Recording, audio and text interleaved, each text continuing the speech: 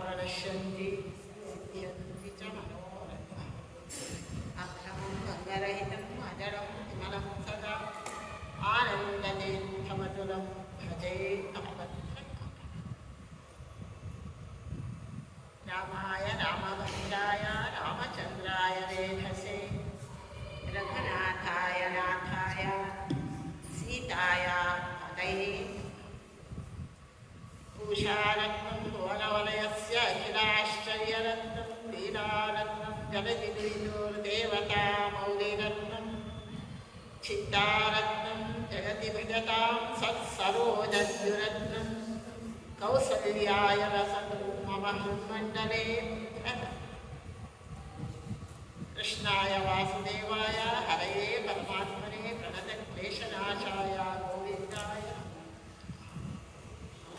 कल्याणाद्भुतगात्राय कालिदार्थप्रदायिने श्रीमद्वेङ्कटनाथाय श्रीनिवासाय श्रीब्रह्मरुद्रगरुडेन्द्रनतं शरण्यं सर्वाशुभं प्रशमनं वनैकनाथं सद्रूप्यपीठपुरमध्यगं इन्दिरेशं गोवर्धनोद्धरणदक्षमहं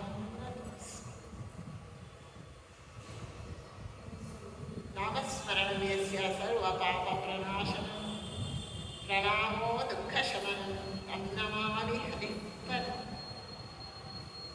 नारायणं नमस्कृत्य नरं चैव नरोत्तमं देवीं सरस्वतीं व्यासं ततो जयमुदीरये ज्ञाने विरागे हरिभक्तिभावे धृति स्थिति प्राणबलेषु योगे बुद्धौ च नान्यो हनुमत्समानः पुमान् कदाचित् न च कश्चन पूज्याय राघवेन्द्राय सत्यधर्मरताय च भजतां कल्पवृक्षाय नमतां कामधेनवे खनिगणवरभूषः पार्वतीश्लाघ्यवेषः खरजनकृतरोषः खण्डितान्वीयदोषः सदरुणगिरिवासः शक्रसूर्याद्यधीशः परिहृतभवपाशः पातु मां पार्वतीश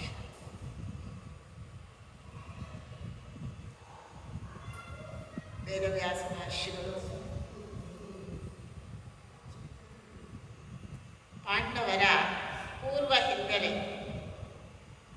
ಅವರು ಮನುಷ್ಯರಾಗಿ ಕ್ಷತ್ರಿಯ ಕುಮಾರರಾಗಿ ಅವತಾರ ಮಾಡಿದ್ದಾರೆ ನಿಜ.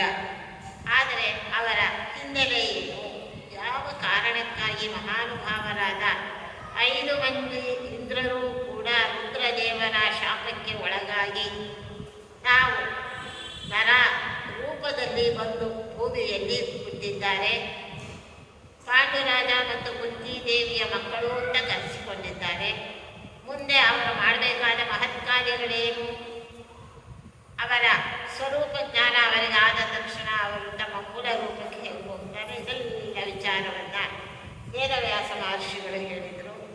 ಆ ನಂತರದಲ್ಲಿ ದ್ರುಪದ ರಾಜ ಮತ್ತು ದೃಷ್ಟದ್ಯುಮ್ನಾದಿಗಳನ್ನು ಕುರಿತು ಅವರು ಹೇಳ್ತಾ ಇದ್ದಾರೆ.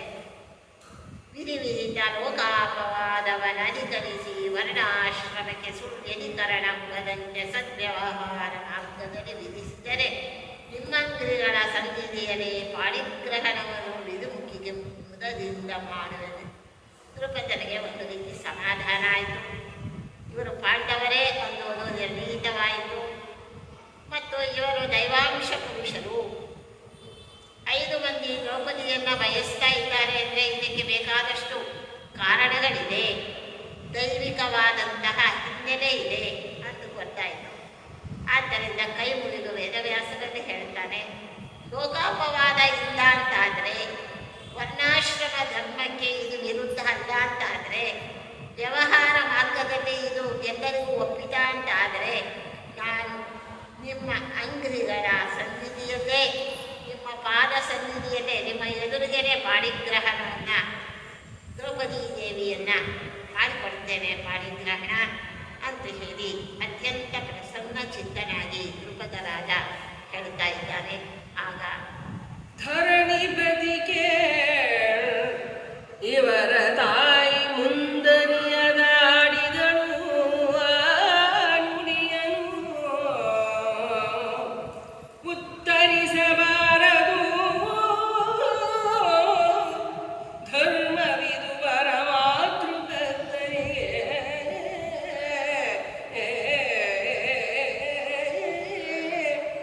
ಗುರುವಚನದ ನಿಮಿತ್ತ ವರಬದಿಕರಿಸಿ ಚರಿಸಿದ ಪೂರ್ವ ಜನ್ಮದ ಸರಸಿ ಜಾಕ್ಷಿಯ ಕಥೆಯನರುವೆನು ಇನ್ನು ಕೇಳೆಂದ.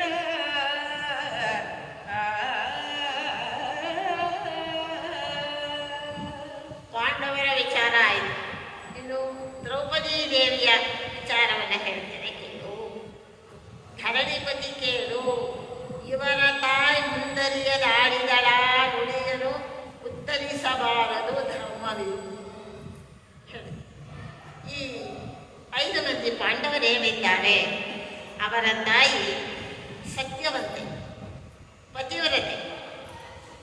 ಆಕೆ ಆಡಿದ ಮಾತನ್ನ, ಅರಿಯದೆ ಆಡಿದ ಮಾತನ್ನ ಉತ್ತರಿಸಬಾರದು, ಉಲ್ಲಂಘನೆ ಮಾಡಬಾರ್ದು. ಉತ್ತರಿಸೋದು ಅಂದರೆ ದಾಟಿ ಹೋಗಬಾರ್ದು, ಆ ಮಾತನ್ನ ದಾಟಿ ತಾಯಿಯ ಮಾತಿಗೆ ಮನ್ನಣೆ ಕೊಡದೆ ಹೋಗಬಾರ್ದು. ಇದು ಧರ್ಮ. ವರ ಮಾತೃಭಕ್ತರಿವರು. ಆದ್ದರಿಂದ ಶ್ರೇಷ್ಠರಾದ ಮಾತೃಭಕ್ತರು ಈ ಪಾಂಡವರಾದ ಕಾರಣ ಕುಂತಿದೇವಿಯ ಮಾತನ್ನ ಅವರು ಉಲ್ಲಂಘನೆ ಮಾಡುವುದಕ್ಕೆ ಸಿದ್ಧವಿಲ್ಲ. ಇದು ಧರ್ಮವೂ ಅಲ್ಲ ಅವರಿಗೆ. ಗುರುವಚನದ ನಿಮಿತ್ತ, ಇನ್ನು ವೇದವ್ಯಾಸ ಮಹರ್ಷಿಗಳು ಕೂಡ ಅದನ್ನು ಹೇಳಿದ್ದಾರೆ. ಗುರುವಚನ ಅಂದರೆ ಹಿರಿಯರಾದಂಥವರು ಹೇಳಿದ್ದಾರೆ. ಕುಂತಿದೇವಿ ಗುರುವೇ, ಮನೆಯ ಮೊದಲ ಪಾಠಶಾಲೆ, ಜನನಿ ತಾನೇ ಮೊದಲ ಗುರು. ಗುರುರೂಪಿಯಾದಂತಹ ತಾಯಿಯ ಮಾತನ್ನು ನಡೆಸುವ ಸಲುವಾಗಿ ಅವರ ಪ್ರತಿಫಲಿಸಿ ಅವರ ಮಾತಿಗೆ ಮಾನ್ಯತೆಯನ್ನು ಕೊಟ್ಟು ಚಲಿಸಿದ ಪೂರ್ವ ಜನ್ಮದ ಸರಸಿಜಾಕ್ಷಿಯ ಕಥೆಯ ನರುವೆನು. ಈ ದ್ರೌಪದಿ ದೇವಿ ಏನಿದ್ದಾಳೆ ಅವಳ ಪೂರ್ವಜನ್ಮದ ಕಥೆಯನ್ನು ಹೇಳ್ತೇನೆ. ತಾಯಿಯ ಮಾತಿಗೆ ಬದ್ಧರು ಅವರು. 5 ಮಂದಿ ದ್ರೌಪದಿಯನ್ನು ವಿವಾಹ ಮಾಡಿಕೊಳ್ಳಿಕ್ಕೆ ಸಿದ್ಧರಿದ್ದಾರೆ. ಹಾಗಾದರೆ ದ್ರೌಪದಿ ದೇವಿಯ ಸ್ಥಿತಿ ಏನು ಅಂತಂದಾಗ ಅವಳ ಪೂರ್ವಜನ್ಮದ ಕಥೆಯನ್ನು ನಿನಗೆ ಹೇಳ್ತೇನೆ ಕೇಳು ಅಂತ ವೇದವ್ಯಾಸ ಮಹರ್ಷಿಗಳು ಹೇಳ್ತಾ ಇದ್ದಾರೆ. ಮುನ್ನ ನಾರಾಯಣಿ ಎನಿಪುದಿ ಕನ್ನಿಕೆಯ ಬೆಸವು ಒಬ್ಬ ಗುಣ ಸಂಪನ್ನ ಮುನಿಪನವಧು ಪತಿವ್ರತೆಯರಿಗೆ ಗುರುವೆನಿಸಿ ಉನ್ನತೋನ್ನತ ಭಕ್ತಿ ಭಯದಲ್ಲಿ ತನ್ನ ಪತಿ ಪರದೈವವಂದು ವಿಪನ್ನನನು ಕೊಂಡಾಡುತ್ತಿದ್ದಳು. ರಾಯಕ್ಕೆ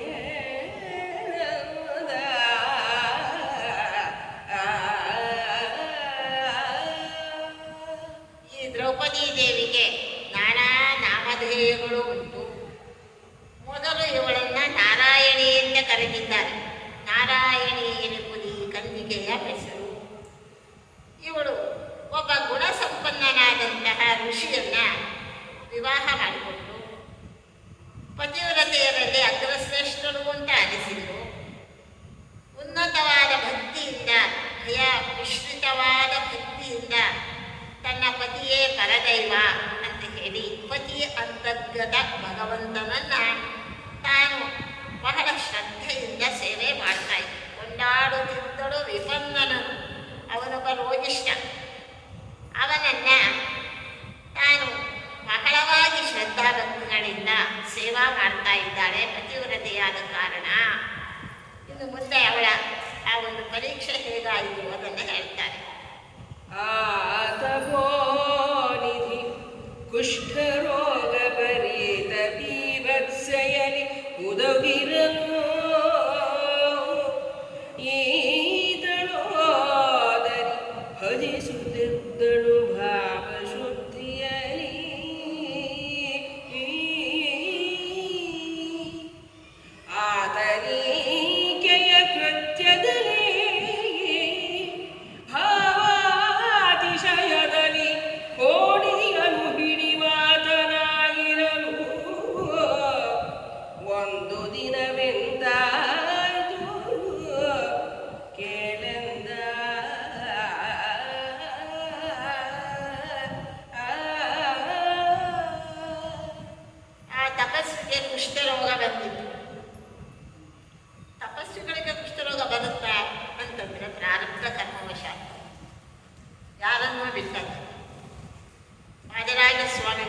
ಸುಂದಾ ಮಠದ ಸ್ವಾಮಿಗಳು. ಅವರಿಗೆ ಅವರು 5 ವರ್ಷದ ಬಾಲಕನೇ ಸನ್ಯಾಸವನ್ನು ತಗೊಂಡಂಥ ಮಹಾತ್ಮರು ವಾದಿರಾಜ ಸ್ವಾಮಿ. 120 ವರ್ಷ ತಪೋಜೀವನ ಮಾಡಿದರು. 115 ವರ್ಷ ತಪಸ್ವಿಗಳಾಗಿದ್ದರು. ಅವರಿಗೆ ಕೊನೆಯಲ್ಲಿ ಏನಾಯಿತು, ಮೈ ನಡುಕ, ಜ್ವರ ಬರೋದು, ಮೈ ನಡುಕ ಬರೋದು, ಪ್ರಾರಬ್ಧ ಕರ್ಮ. ಪೂಜೆಗೆ ಅಡ್ಡಿ ಆಗುತ್ತೆ. ಮೈ ನಡುಕ ಬಂದರೆ ಪೂಜೆ ಮಾಡೋದಿಲ್ಲ, ಪೂಜೆಗೆ ನಡುಕ ಬರ್ತದೆ. ತ್ರಿವಿಕ್ರಮ ದೇವರ ಆರಾಧಕರು ಅವರೇನು ಮಾಡಿದರು, ತಮ್ಮ ಯೋಗಶಕ್ತಿಯಿಂದ, ತಪಶಕ್ತಿಯಿಂದ ತಮ್ಮ ದಂಡವನ್ನು ನಿಲ್ಲಿಸಿ ಅದಕ್ಕೆ ಆವಾಹನೆ ಮಾಡಿದರು. ಅದು ಗಡಗಡ ನಡುತ್ತಾ ಇರೋದು, ಮುಟ್ಟಿದರೆ ಕೆಂಡದಂತೆ ಬಿಸಿಯಾಗಿರೋದು ಆ ದಂಡ. ಇವರು ಚೆನ್ನಾಗಿರೋದು. ಪೂಜೆ ಎಲ್ಲ ಮುಗಿದು ಪ್ರದಕ್ಷಿಣೆ ನಮಸ್ಕಾರ ಮಾಡಿ ಎಲ್ಲ ಆದಮೇಲೆ ಅದನ್ನು ಆವಾಹನೆ ಮಾಡ್ಕೊಳ್ಳಿ, ಮತ್ತೆ ಯಥಾ ಪ್ರಕಾರ ಇರೋದು. ಇಂಥ ಒಂದು ಶಕ್ತಿ ಇರ್ತದೆ, ಯೋಗಶಕ್ತಿ. 120 ವರ್ಷಗಳ ಕಾಲ ಬದುಕಿದ್ರು. ಆ ತಪೋನಿಗೆ ಮುಂದೆ ಅವರು ಭಾರೀ ಸವೀರರು ಅಂತ ಕರೆಸಿಕೊಳ್ತಾರೆ. ವಾಯು ಪದವಿಗೆ ಬರುವಂಥ ಮಹಾತ್ಮರು. ಕುಷ್ಠರೋಗ ಪರೀತ ತಪೋನಿಧಿ. ಯಾರೋ ಋಷಿ, ಕುಷ್ಠರೋಗ ಆಯಿತು. ಬೀಭತ್ಸೆಯಡೆ ಇರಲು ಭಯಂಕರ. ಆ ಕಾಲಕ್ಕೆ ಕಾಡಿನ ತಗೊಂಡು ಬಿಟ್ಬಿಡೋರು ಕುಷ್ಠರೋಗ ಬಂದವರನ್ನು. ಊರಿನಲ್ಲಿ ಇಟ್ಕೊಳ್ತಾ ಇರಲಿಲ್ಲ, ಅವರಿಗೆ ಚಿಕಿತ್ಸೆಯೂ ಇರಲಿಲ್ಲ.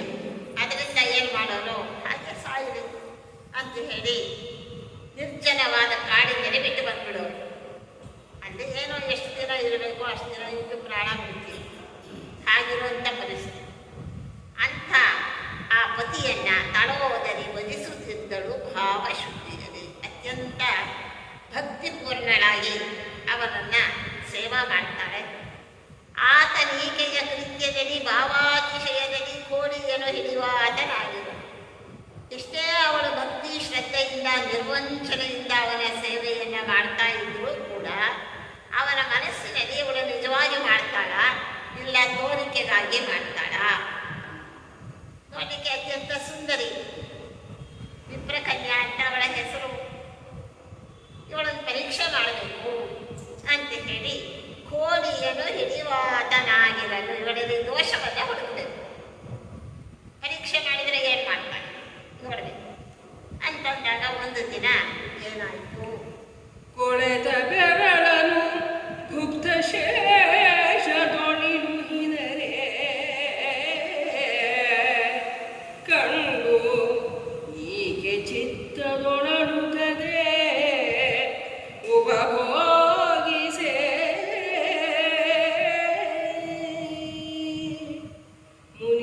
ಮುನೀಶ್ವರರಾದಕ್ಕೆ ಹರುಷದಲ್ಲಿ ಎಲೆಗೆ ಮೆಚ್ಚಿದೆ ನಿನ್ನು ನೀ ಮನ ಒಲಿದುದನು ಬೇಡೋ. ಎಲೆಗೆ ಮೆಚ್ಚಿದೆ ನಿನ್ನು ನೀ ಮನ ಒಲಿದುದನು ಬೇಡೆನಲು ಬಳಿಕಾಲನೆ ನುಡಿದಳು ದಿವ್ಯ ರೂಪಿಗಳು ಎನ್ನ ನೆರೆಯಂದು.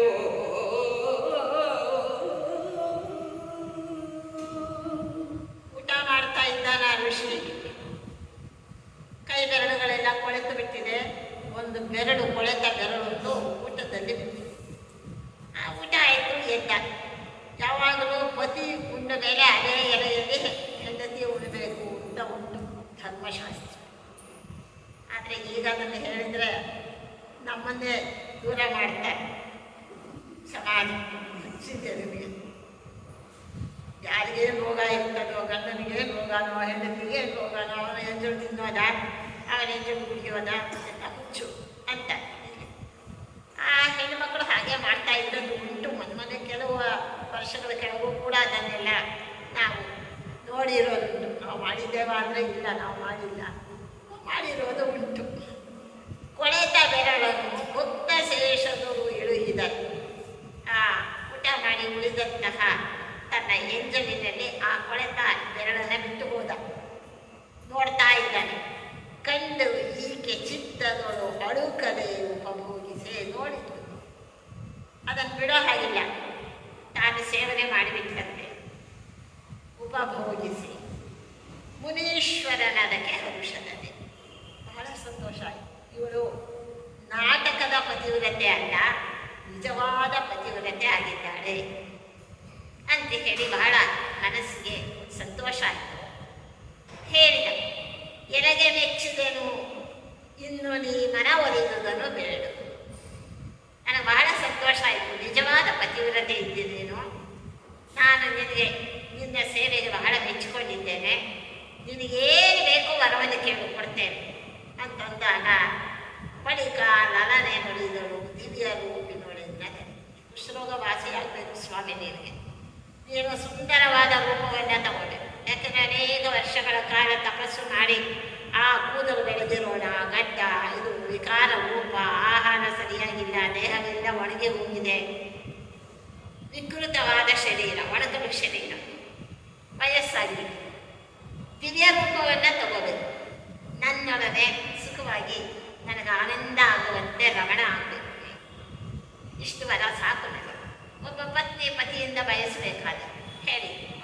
ಆಗ ದ್ರುಪದಕ್ಕೆ ಆ ಕುಷ್ಠದೆ ಹವನಪಹರಿಸಿ ಕಂದರ್ಪರೂಪಿನೊಳು ಉಪಚರಿಸಿ ಕಾಮಿನಿಯನು ಅವನತಿ ಕಾಮ ಕೇಳಿಗಲಿ ತಪಸಿದಣಿದನು. ತನ್ನ ಮುನ್ನಿನ ತಪವ ನೆನೆದನು. ದಣಿಯದಿರೆ ಈ ಚಪಲಲೋಚನೆ ಸೆರಗ ಹಿಡಿದಳು. ಹೋಗದಿರಿ ಎನ್ನುತ್ತ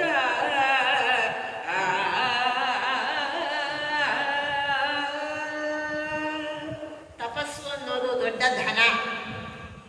ಆ ತಪೋಧನರಾದಂತಹ ಋಷಿಗಳು ಏನು ಬೇಕಾದರೂ ಮಾಡ್ತಾರೆ. ದೇವಹೂತಿ ದೇವಿ ಕದ್ದಮರ ಪ್ರೀತಿಗೆ ಪಾತ್ರಳಾದ 100 ವರ್ಷ ಅವಳಿಗೆ ಅಡುಗೂಲಜ್ಜಿ ಆಗಿಬಿಟ್ಟಿದ್ದಾಳೆ. ಪತಿಯ ಸೇವೆಯನ್ನು ಮಾಡ್ತಾ ಒಂದಾನೊಂದು ಸಾಯಂಕಾಲ ಅವರೇನೋ ಗ್ರಂಥ ರಚನೆ ಮಾಡ್ತಾ ಕೂತಿದ್ದರಂತೆ ಕದ್ದಮ ಪ್ರಜಾಪತಿಗಳು. ಕತ್ತಲೆ ಆಗ್ತಾ ಇದೆ. ದೀಪ ಹಚ್ಚಿಕೊಂಡು ಬಂದು ಗಾಳಿಗೆ ದೀಪ ಆರಿ ಹೋಗ್ತದೆ ಅಂತ ಹೇಳಿ ತನ್ನ ಸೆರಗನ್ನು ಅದಕ್ಕೆ ಮನೆ ಮಾಡಿ ಆ ಸೆರಗಿನ ಮನೆಯಲ್ಲಿ ದೀಪವನ್ನು ತರ್ತಾ ಇದ್ದಾಳೆ ಆಶ್ರಮದ ಒಳಗೆ. ದೇವಹೂತಿ ದೇವಿ 100 ವರ್ಷದ ಮುದುಕಿ. ಯಾಕೋ ಅವತ್ತು ಕಣ್ಣು ಎಂದೂ ನೋಡಿದ್ದೇ ಇಲ್ಲ. ಅವಳು ತಲೆ ಎತ್ತಿ ಒಬ್ಬ ಹೆಣ್ಣು ಮಗಳು ಈಗ ಆಶ್ರಮದಲ್ಲಿದ್ದಾಳೆ, ತನ್ನ ಸೇವೆ ಮಾಡ್ತಾಳೆ ಅಂತಲೇ ಗೊತ್ತಿಲ್ಲ. ಸದಾ ತಪಸ್ಸು ಇಲ್ಲ ಗ್ರಂಥ ರಚನೆ. ಅವತ್ತು ಯಾಕೋ ಹೀಗೆ ನೋಡಿದ್ರು. ಯಾರಮ್ಮ ನೀನು ಒಂದು 100 ವರ್ಷ ಅಮೋಘವಾದ ಸೇವೆ ಮಾಡಿದ ಪತ್ನಿಯನ್ನ ಯಾರಮ್ಮ ನೀನು ತಾಯಿ? ಆವಾಗ ದೀಪವನ್ನಿಟ್ಟು, ನಾನು ನಿಮ್ಮ ಧರ್ಮಪತ್ನಿ ದೇವಹೂತಿ, ಮನುರಾಜನ ಮಗಳು. ಬಹಳ ಆಶ್ಚರ್ಯ, ಸಂತೋಷ, ದುಃಖ ಕೂಡ ಆಯಿತು. ಅಯ್ಯೋ, ಆಗ ನೋಡಿದ್ದು ನಿನ್ನನ್ನು ವಿವಾಹ ಮಂಟಪದಲ್ಲಿ ಎಂಥ ಅಮೋಘವಾದ ಸೌಂದರ್ಯ. ನಾನು ಹೇಳಿದ್ನಲ್ಲ, ವಿಶ್ವಾವಸವನ್ನು ಗಂಧರ್ವ ಅವಳ ಸೌಂದರ್ಯವನ್ನು ನೋಡಿ ಮೂರ್ಛೆ ಬಂದು ಬಿದ್ದು ಬಿಟ್ಟ ಅಂತ ಸೌಂದರ್ಯ. ಸೂರ್ಯ ದೇವರು ಬಯಸಿ ಬಯಸಿ ಅವಳನ್ನು ನೋಡ್ತಾ ಇದ್ರಂತೆ. ಸೂರ್ಯನ ಕಿರಣ ಬೀಳ್ತಿರ್ಲಿಲ್ಲ ಅವಳ ಮೇಲೆ. ಅಂಥ ಮಹಾನುಭಾವ ಈ ರೂಪದಲ್ಲಿದ್ದೀಯಲ್ಲ, ನಿನಗೆ ನಾನು ಏನು ಕೊಟ್ಟರೆ ತಾನೇ ಕಡಿಮೆ ಆಗುತ್ತೆ. ಆದ್ದರಿಂದ ನಿನಗೇನು ಬೇಕು ವರ ಕೇಳಿ, ನೀ ಏನು ಕೇಳಿದರೂ ಕೊಡ್ತೇನೆ.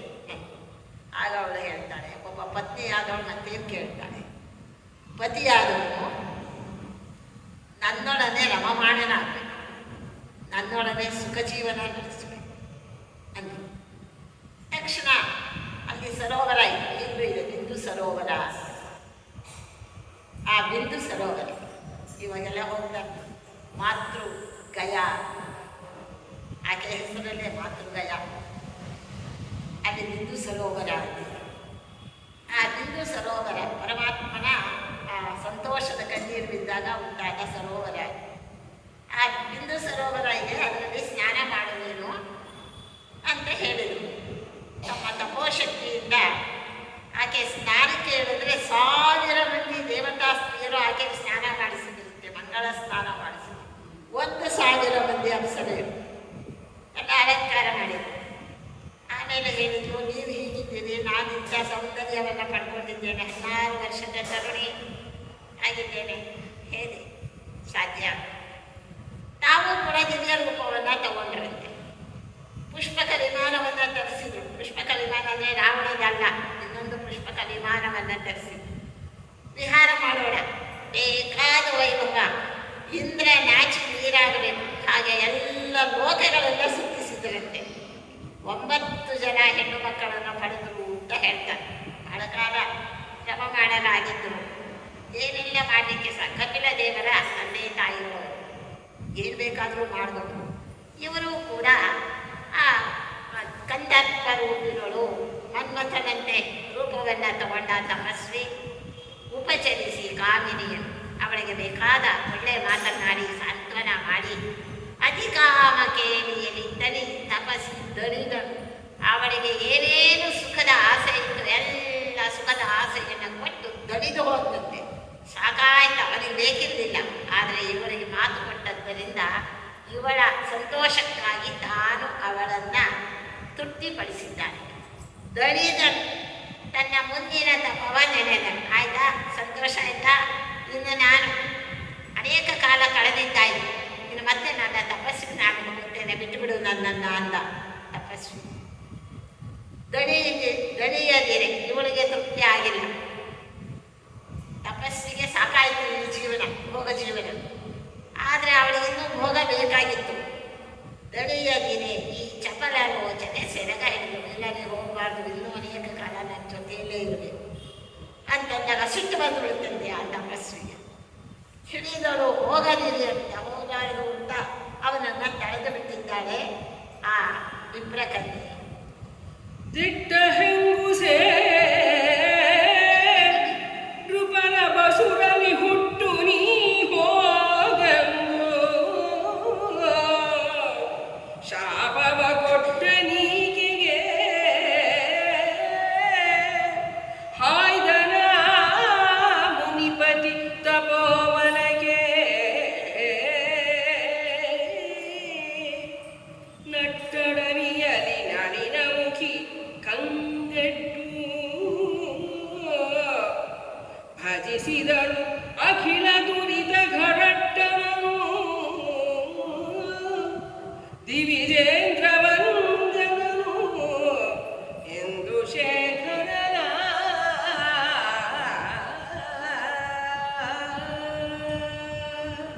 ವೈರಾಗ್ಯಶಾಲಿಯಾದ ಆ ತಪಸ್ವಿಯನ್ನು ತಡೆದು ಬಿಟ್ಲಲ್ಲ, ಸಿಟ್ಟು ಬಂತು. ದಿಟ್ಟ ಹೆಂಗುಸೆಯಿಂದ, ಎಂಥ ಹೆಂಗುಸು ನೀನು, ಇಷ್ಟು ಸುಖವನ್ನು ಅನುಭವಿಸಿಯೂ ಕೂಡ ಇನ್ನೂ ನಿನಗೆ ತೃಪ್ತಿ ಆಗಲಿಲ್ಲ ಅಂದರೆ ನೀನು ಬ್ರಾಹ್ಮಣ ಕನ್ಯೆ ಆಗಲಿಕ್ಕೆ ಸಾಧ್ಯ ಇಲ್ಲ. ಯಾಕೆಂದರೆ ಬ್ರಾಹ್ಮಣ ಹುಟ್ಟಿದವರಿಗೆ ಸಾತ್ವಿಕತನ ಇರ್ತದೆ, ಅಲ್ಪ ತೃಪ್ತಿ ಇರ್ತದೆ. ಅವರಲ್ಲಿ ಆ ಪ್ರಚೋದಕ ಬುದ್ಧಿ ಇರೋದಿಲ್ಲ ಅಂತ.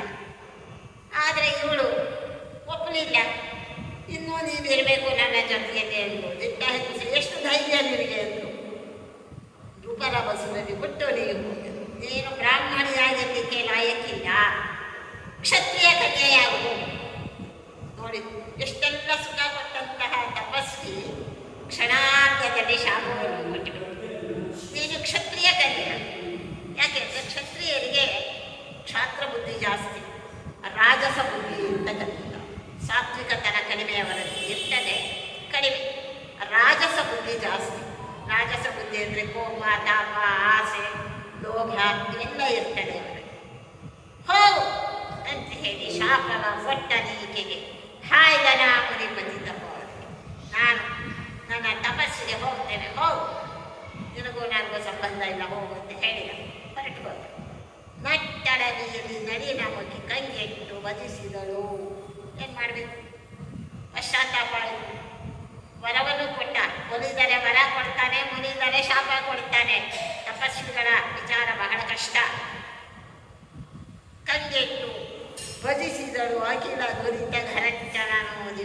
ಇಂದ್ರವಂದ್ಯನನು ಎಂದು ಶ್ರೀಕರ. ಆ ರುದ್ರದೇವರನ್ನ ಕುರಿತು ಸೋಮಧರ ಸೋಮಶೇಖರನಾದಂತಹ ಆ ಪರಮೇಶ್ವರನನ್ನ ಕುರಿತು ಭಯಂಕರವಾದ ತಪಸ್ಸನ್ನು ಮಾಡ್ತಾಳೆ ಆ ವಿಪ್ರಕನ್ಯೆ.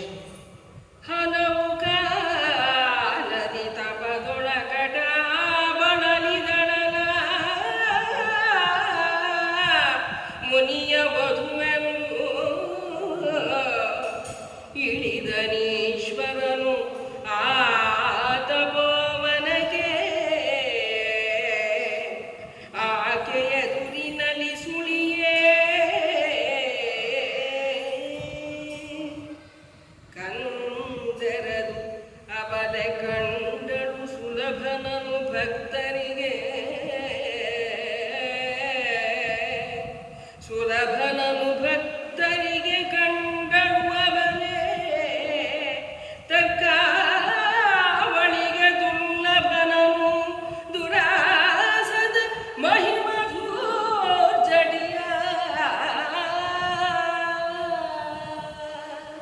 ಬಹಳ ಕಾಲ ಭಯಂಕರವಾದ ತಪಸ್ಸನ್ನು ಮಾಡಿದ್ದಾಳೆ ಆ ವಿಪ್ರಕನ್ಯೆ. ಬಹಳ ಬಳಲಿದಳು, ತುಂಬ ಕೃಶನಾಗಿ ಬಿಟ್ಟಂತೆ. ಮುನಿಯ ವಧುವೆಂದಿಳಿದನು ಈಶ್ವರನ ತಪೋವನಕ್ಕಾಗಿ ಎದುರಿದ ರುದ್ರದೇವರಿಗೆ ತನ್ನನ್ನು ಕುರಿತು ಆ ತಪಸ್ವಿಯ ಹೆಂಡತಿ ಇಷ್ಟೊಂದು ಘೋರವಾದ ತಪಸ್ಸನ್ನು ಮಾಡಿ ನನ್ನನ್ನು ಒಲಿಸಿಕೊಳ್ಳುವ ಪ್ರಯತ್ನ ಮಾಡ್ತಾ ಇದ್ದಾಳೆ, ಆಕೆಗೆ ದರ್ಶನ ಕೊಡಬೇಕು ಅಂತ ಕಾಣಿಸಿಕೊಂಡ. ಸುಳಿಗೆ ಕಂದೆರೆದ ಮಲೆ ಕಂಡಳು ಸುಲಭನನು ಭಕ್ತರೆ. ಪರಮೇಶ್ವರನನ್ನು ಭೋಲಾನಾಥ ಅಂತ ಕರೆದಿದ್ದಾರೆ. ಬಹಳ ಬೇಗ ಒಳಗೆ ಬಿಡ್ತಾನೆ, ಅಷ್ಟೇ ಬೇಗ ಸಿಟ್ಟು ಕೊಡ್ತಾನೆ, ಶಾಪನೂ ಕೊಟ್ಬಿಡ್ತಾನೆ. ಭಕ್ತರಿಗೆ ಸುಲಭನಾದಂತಹ ಆ ಪರಮೇಶ್ವರನನ್ನ ಅಲ್ಲಿ ದರ್ಶನ ಕೊಟ್ಟಾಗ ಕಣ್ಣೆರೆದು ನೋಡಿದಂತೆ ತಕ್ಕಾವಳಿಗೆ ದುರ್ಲಭ. ಯಾರನ್ನ ತರ್ಕದಿಂದ ಒಲಿಸಲಿಕ್ಕಾಗೋದಿಲ್ಲ, ತರ್ಕ ವಿತರ್ಕಗಳಿಂದ, ಮಾತಿನಿಂದ. ಯಥೋ ವಾಚೋ ನಿವರ್ತಂತೆ ಅಪ್ರಾಪ್ಯ ಮನಸಾ ಸಹ ಅಂತ. ಯಥೋ ವಾಚೋ ನಿವರ್ತಂತೆ, ಮಾತಿಗೂ ಮನಸ್ಸಿಗೂ ನಿಲುಕದವನು ಪರಮಾತ್ಮ. ಅಪ್ರಾಪ್ಯ ಮನಸಾ ಸಹ, ಮನಸ್ಸಿಗೂ ನಿಲುಕುವಂಥವನಲ್ಲ, ಸರಳವಾದ ಭಕ್ತಿಗೆ ಮಾತ್ರ ಸಿಕ್ಕುವಂಥವನು. ಅದಕ್ಕೆ ಹೇಳ್ತಾರೆ ಸುಲಭ ಅಂತ, ಭಕ್ತ ಸುಲಭ, ಭೋಲಾನಾಥ ಅಂತ ಕರೀತಾರೆ. ದುರಾಸದ ಮಹಿಮ ಧೂರ್ಜಟಿ ಭಯಂಕರವಾದ ಜಟಾಮಂಡಲ ಉಳ್ಳಂತಹ ಭಯಂಕರ ಕೋಪಿಯಾದ ಉಗ್ರ ಅಂತವರಿಗೆ ಹೆಸರು.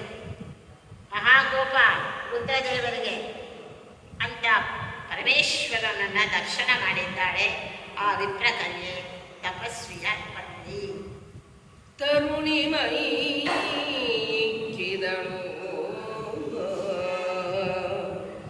ಕರದಲ್ಲಿ ಶಿರವನೆಗಹಿದಳು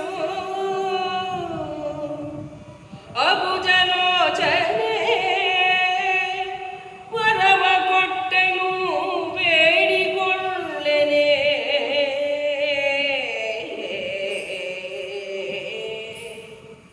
ತರುಣಿ ತಲೆವಾಗಿ ಹರ ಪತಿಂದೇಹಿ ಪ್ರಭೋ ಶಂಕರ ಪತಿಂದೇಹಿ ಪ್ರಭೋ ಎಂದರಸಿ ಬೇಡಿದಳು 5 ಬಾರಿ ಮಹೇಶನಲ್ಲಿ ಪರಮ.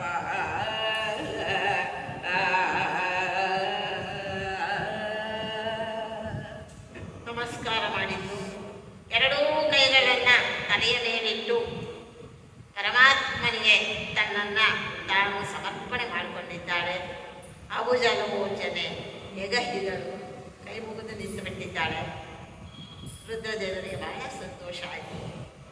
ತರುಣಿ ಬೇಡಿಕೊ, ವರವ ಕೊಟ್ಟೆ ಮಗಳೇ, ನಿನಗೇನು ವರ ಬೇಕು ನಾನು ಕೊಡ್ತಾ ಇದ್ದೇನೆ ತಗೋ ಅಂತ ಹೇಳಿದಾಗ ತಲೆವಾಗಿ ತಲೆ ತಗ್ಗಿಸಿದ್ದು ಕಣ್ಣು ಮುಚ್ಚಿ ಕೇಳ್ತಾ ಇದ್ದಾಳೆ. ಹರ ಪತಿಂದೇಹಿ ಪ್ರಭೋ ಶಂಕರ ಪತಿಂದೇಹಿ ಪತಿಂದೇಹಿ ಅಂತ ಹೇಳಿ ಅರಸಿ ಬೇಡಿದಳು 5 ಬಾರಿ. 5 ಬಾರಿ ಕೇಳ್ತಾನೆ ಇದ್ದಾಳೆ ಭಗವಂತ. ತಥಾಸ್ತು ತಥಾಸ್ತು ತಥಾಸ್ತು ಅಂತಾನೆ ಇದ್ದ. ನೋಡಿ 5 ಬಾರಿ ಮಹೇಶನಲ್ಲಿ ಬರವ, 5 ಬಾರಿ ಪತಿಂದೇಹಿ ಪತಿಂದೇಹಿ ತಥಾಸ್ತು ತಥಾಸ್ತು. ಆಯ್ತು, 5 ಬಾರಿ ತಥಾಸ್ತು ಅಂತಂದಾಗ ಇವಳು ತಕ್ಷಣ ಎಚ್ಚರಿಕೆ ಆಯ್ತಂತೆ. ಆಗ ಆದಡೈವರು ಬದಿಗಳಹರು ತಳೋದರಿಯೇ ನಿನಗೆ, ತಳೋದರಿಯೇ ನಿನಗೆ 5 ಪದಿಗಳಹರು ಎನಲು ಬೆಚ್ಚಿನರು. ಈ ದುರಿತ ತನಗೆ ಎಂದ ಸತಿ ಮುಚ್ಚಿದಳು ಕಿವಿಯ.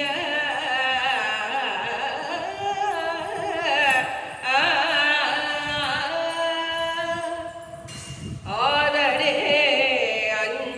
ಅಂಜದಿರು ವರ ವೇದ ಬಾಹಿರವಲ್ಲ,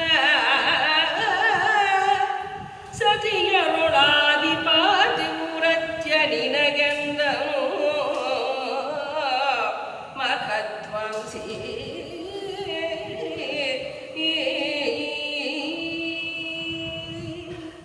5 ಬಾರಿ ವರ ಕೇಳಿದೆ, 5 ಬಾರಿ ನಾನು ತಥಾಸ್ತು ಅಂದಿದ್ದೇನೆ. ಆದಡೈವರು ಪತಿಗಳಹರು ತಳೋದರಿಗೆ ನಿನಗದು, ನಿನಗೆ 5 ಮಂದಿ ಪತಿಗಳಾಗ್ತಾರೆ ಅಂತ ಹೇಳಿದಾಗ ಬೆಚ್ಚಿದಳು.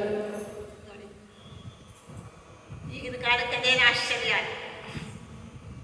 ವಿದೇಶಗಳಲ್ಲಿ ಕೇಳ್ತಾ ಇದ್ವಿ, ಈಗ ನಮ್ಮ ದೇಶದಲ್ಲೂ ಇಂಥವು ನಡೀತಾ ಇದೆ. 3, 4, 5 ಮದುವೆಗಳು ಮಾಡ್ಕೊಳ್ಳೋ ಹೆಣ್ಣು ಮಕ್ಕಳಿದ್ದಾರೆ. ಬೆಚ್ಚಿದಳು, ಬೆಚ್ಚಿ ಬಿದ್ದಂತೆ. ದುರಿತ, ಈ ದುರಿತ ತನಗೆ ಸ್ವಾಮಿ ವರ ಕೊಡು ಅಂದ್ರೆ ಈ ರೀತಿ ಮಾಡೋದೇನೆ, ಇಂಥ ಪಾಪಕರ್ಮವನ್ನು ನಾನು ಮಾಡಬೇಕಾ, ಈ ದುರಿತ ತನಗೆ ಏಕೆಂದ ಸತಿ ಮುಚ್ಚಿದಳು ಕಿವಿಯ. 2 ಕಿವಿ ಮುಚ್ಕೊಂಡ್ಬಿಟ್ರು. ಶಿವ ಶಿವ, ಎಂಥ ವರ ಕೊಟ್ಟಿದ್ದೀರೋ ನನ್ನಪ್ಪ, ಇದನ್ನೇ ನಾನು ತಪಸ್ಸು ಮಾಡಿದ್ದು ನನ್ನ ಬೇಡಿದ್ದು ಅಂತ. ಆಗ ಅವರು ಹೇಳಿದರು, ಆದಡ ಅಂಜಂದಿರು ಅಂಜಂದಿರು, ಏನು ಹೆದರಬೇಡಮ್ಮ, ವರ ವೇದ ಬಾಹಿರವಲ್ಲ, ನಾನು ಕೊಟ್ಟ ವರ ಇದು ವೇದ ಬಾಹಿರವಲ್ಲ, ವೇದಗಳಿಗೂ ಸಮ್ಮತವಾದದ್ದು. ಸತಿಯರೊಳು ಆದಿಪಾತಿ ಮುರತ್ಯ ನಿರತಿ, ಅಹಲ್ಯ, ದ್ರೌಪದಿ, ತಾರಾ ಮಂಡೋದರಿ ಎಲ್ಲ ಅಂತವರೆ. ಸೀತಾ ಅಂತ ಸೇರಿಸ್ತಾರೆ, ಸೀತೆ ದೇವರು, ಅವಳನ್ನು ಸೇರಿಸಬಾರ್ದು. ಅಹಲ್ಯ, ದ್ರೌಪದಿ, ಅಹಲ್ಯ ಇಂದ್ರ ಕೆಡಿಸಿದವನು ಅಂತ ಲೋಕದಲ್ಲಿ ಏನಿದೆ, ಅವಳು ಕೆಟ್ಟಿಲ್ಲ. ದೊಡ್ಡವರು ಅವಳನ್ನು ಮುಟ್ಟಿದಾಗ ಅವಳಿಗೆ ಆ ಪಾಪ ಬಂದಿಲ್ಲ, ಅದಕ್ಕೆ ಅವಳಿಗೆ ಅಹಲ್ಯ ಅಂತ ಹೆಸರು. ವಿವಾಹ ಕಾಲದಲ್ಲಿ ನಾನು ಹೇಳ್ತಾ ಇದ್ದೆ, ಎಲ್ಲ ದೇವತೆಗಳಿಗೆ ಕೊಟ್ಟು ಆಮೇಲೆ ವರನಿಗೆ ಕೊಡ್ತಾರೆ. ಅವಳ ಮಂತ್ರಗಳ ಅರ್ಥ ನಮಗೆ ಗೊತ್ತಿರೋದಿಲ್ಲ, ಹಾಗಾಗಿ ನಾವು ಅದನ್ನು ತಿಳ್ಕೊಳ್ಳೋದು. ಅದರಿಂದ ಅಹಲ್ಯ, ದ್ರೌಪದಿ, ತಾರಾ, ಒಬ್ಬಳು ಗುರುಪತ್ನಿ ತಾರಾದೇವಿ, ಅವಳ ಮಗನೇ ಬುಧ, ನವಗ್ರಹಗಳಲ್ಲಿ ಒಬ್ಬ. ಅವಳು ಪತಿತಳಾಗಿದ್ದರೆ ಅವಳ ಮಗ ಗ್ರಹ ಬುಧ ಗ್ರಹ ಆಗ್ತಾ ಇದ್ದ ಇಲ್ಲ, ಚಂದ್ರನಿಂದ ಹುಟ್ಟಿದ್ರು. ಚಂದ್ರ ಕದ್ಕೊಂಡು ಹೋಗ್ಬಿಟ್ಟ ಗುರುಪತ್ನಿಯನ್ನು, ಇವಳು ಹೋಗ್ಬಿಟ್ಟು. ಆಮೇಲೆ ಏನು ತುಂಬ ಗಲಾಟೆಗಳಾಯಿತು. ಇವಳು ಗರ್ಭಿಣಿ. ಬೃಹಸ್ಪತಿ ಆಚಾರ್ಯರು ಹೇಳ್ತಾರೆ, ದೇವಗುರುಗಳವರು ಸಾಮಾನ್ಯರವರು, ಅವರು ಹೇಳಿದರು, ನಾನು ಹೆಂಡತಿ ನನಗೆ ಕೊಟ್ಟುಬಿಡಿ ಚಂದ್ರ ಹೇಳಿದ ಹಾಗೆಲ್ಲ ಕೊಡಲಿಕ್ಕೆ ಆಗೋದು. ಗುರು ಶಿಷ್ಯ ನೋಡಿ ಜಗಳ. ಕೊನೆಗೆ ಬ್ರಹ್ಮದೇವರು ಬಂದು ಏನೋ ಒಂದು ನ್ಯಾಯ ತೀರ್ಮಾನ ಮಾಡಿದರು. ಅವಳು ಗರ್ಭಿಣಿ, ಅವಳದು ಪ್ರಸವ ಆದ ಮೇಲೆ ನನ್ನ ಮನೆಗೆ ಬರಲಿ ಎಂದು ಬೃಹಸ್ಪತಿ ಆಚಾರ್ಯ. ಅದು ಯಾರ ಮಗು ಗೊತ್ತಿಲ್ಲ, ಯಾರಿಗೆ ಗೊತ್ತು? ತಾರಾದೇವಿ ಗೊತ್ತು. ಅವಳು ಬಾಯಿ ಬಿಡ್ತಾ ಇಲ್ಲ, ನಾಚಿಕೆ ಆಯಿತು, ಸಂಕೋಚ ಆಯಿತು, ಇದ್ಬಿಟ್ಟಿದ್ದಾಳೆ. ಬ್ರಹ್ಮದೇವರು ಒಳಗೆ ಕರ್ಕೊಂಡೋಗಿರೋ, ಮಗಳೇ ನನ್ನ ಮುಂದೆ ಸಂಕೋಚ ಬೇಡ, ಯಾರು ನಿನ್ನ ಗರ್ಭದಲ್ಲಿರೋ ಶಿಶು ಯಾರು? ನಿಜ ಹೇಳಿ, ಚಂದ್ರನು. ಹಾಗಾದರೆ ನಿನಗೆ ಪ್ರಸವ ಆಗುವಾಗ ಚಂದ್ರನಲ್ಲಿರು, ಆಮೇಲೆ ಬೃಹಸ್ಪತಿ, ಅವ್ರಿಗೆ ದೋಷ ಇಲ್ಲ. ಹೀಗೆಲ್ಲ ಉಂಟಾ ಅಂತ ಕೇಳಿದರೆ ದೇವತೆಗಳಿಗೆ ಆ ಮೋಹ ಇಲ್ಲ. ಹಳೆಯ ಸಂಬಂಧಗಳನ್ನು ಕುರಿತು ಅವರು ಯಾವತ್ತೂ ವಿಚಾರ ಮಾಡೋದೇ ಇಲ್ಲ. ಹಾಗಾಗಿ ಅವರಿಗೆ ಮೋಹ ಇಲ್ಲ, ಆದ್ದರಿಂದ ಅವರಿಗೆ ಆ ಪಾಪವೂ ಇಲ್ಲ. ಆದ್ದರಿಂದ ಆಮೇಲೆ ಬೃಹಸ್ಪತಿ ಆಚಾರ್ಯ ಮನೆಗೆ ನೀವು ಹೋಗುವುದು. ಮಗು ಹುಟ್ಟಿದ್ದು, ಗಂಡು ಮಗು, ಬಹಳ ಮುದ್ದಾದ ಮಗು, ಬುಧ, ಒಳ್ಳೆ ಬುದ್ಧಿವಂತ ಅಂತ. ಬುಧರು ಅಂದರೆ ಜ್ಞಾನಿಗಳು. ಚಂದ್ರ ನರ್ಮಗ ಅಂತ ಎತ್ಕೊಂಡು ಹೋದ. ಆಮೇಲೆ ತಾರ ಬೃಹಸ್ಪತಿ ಆಚಾರ್ಯ ಮನೆಗೆ ಹೋದ. ತಾರ, ಇನ್ನೊಬ್ಬ ತಾರ ವಾಲಿಯ ಹೆಂಡತಿ, ಅಹಲ್ಯ, ದ್ರೌಪದಿ, ತಾರ ಮಂಡೋದರಿ ತಥಾ ಅಂತ ಹೇಳಿ. ಇನ್ನೊಬ್ಬಳು ವಾಲಿಯ ಹೆಂಡತಿ ತಾರಾದೇವಿ. ವಾಲಿಯ ಮರಣಾನಂತರದಲ್ಲಿ ಸುಗ್ರೀವ ಅವಳನ್ನು ತನ್ನ ಅಂತಃಪುರದಲ್ಲಿ ಸೇರಿಸಿಕೊಂಡ. ಅದಕ್ಕೆ ಬೇಕಾದಷ್ಟು ಹಿನ್ನೆಲೆ ಕಾರಣಗಳಿದೆ, ಅದು ನಮಗೆ ಬೇಡ, ರಾಮಾಯಣದಲ್ಲಿ ಬರುವಂಥ ವಿಚಾರ. ಇನ್ನು ಮಂಡೋದರಿ ರಾವಣನ ಹೆಂಡತಿ ಅಲ್ವಾ ಅಂತಂದರೆ ಅವಳಿಗೆ ವೈಧವ್ಯ, ಮಯಾಸುರನ ಮಗಳವಳು, ದೈತ್ಯ ಶಿಲ್ಪಿಯಾದ ಮಯಾಸುರನ ಮಗಳು ಮಂಡೋದರಿ. ಅವಳಿಗೆ ವೈಧವ್ಯ ಇದೆ. ಅದಕ್ಕೋಸ್ಕರ ಏನು ಮಾಡಿದ, ಒಂದು ಕಪ್ಪೆ, ನೀರಿನಲ್ಲಿ ವಾಸ ಮಾಡುವ ಕಪ್ಪೆಗೆ ಕೊಟ್ಟು ಅವಳನ್ನು ವಿವಾಹ ಮಾಡಿದ. ಕಪ್ಪೆ ನೆಗೆದು ಬಿತ್ತು, ಅವಳು ವೈಧವ್ಯ ಹೋಯ್ತು, ಅದು ಮುಗೀತು. ಆಮೇಲೆ ರಾವಣನ ಅವಳನ್ನು ಕರ್ಕೊಂಡು ಮದುವೆ ಮಾಡಿಕೊಳ್ಳುತ್ತಾರೆ. ಪಾರ್ವತಿಯನ್ನು ಕೈಲಾಸದಿಂದ ಎತ್ಕೊಂಡು ಬರ್ತಾ ಇದ್ದೇನೆ ಅಂತ ನೋಡಿದರೆ ಭದ್ರಕಾಳಿ ಹಿಂದುಗಡೆ ಬರ್ತಾ ಇದ್ಲು.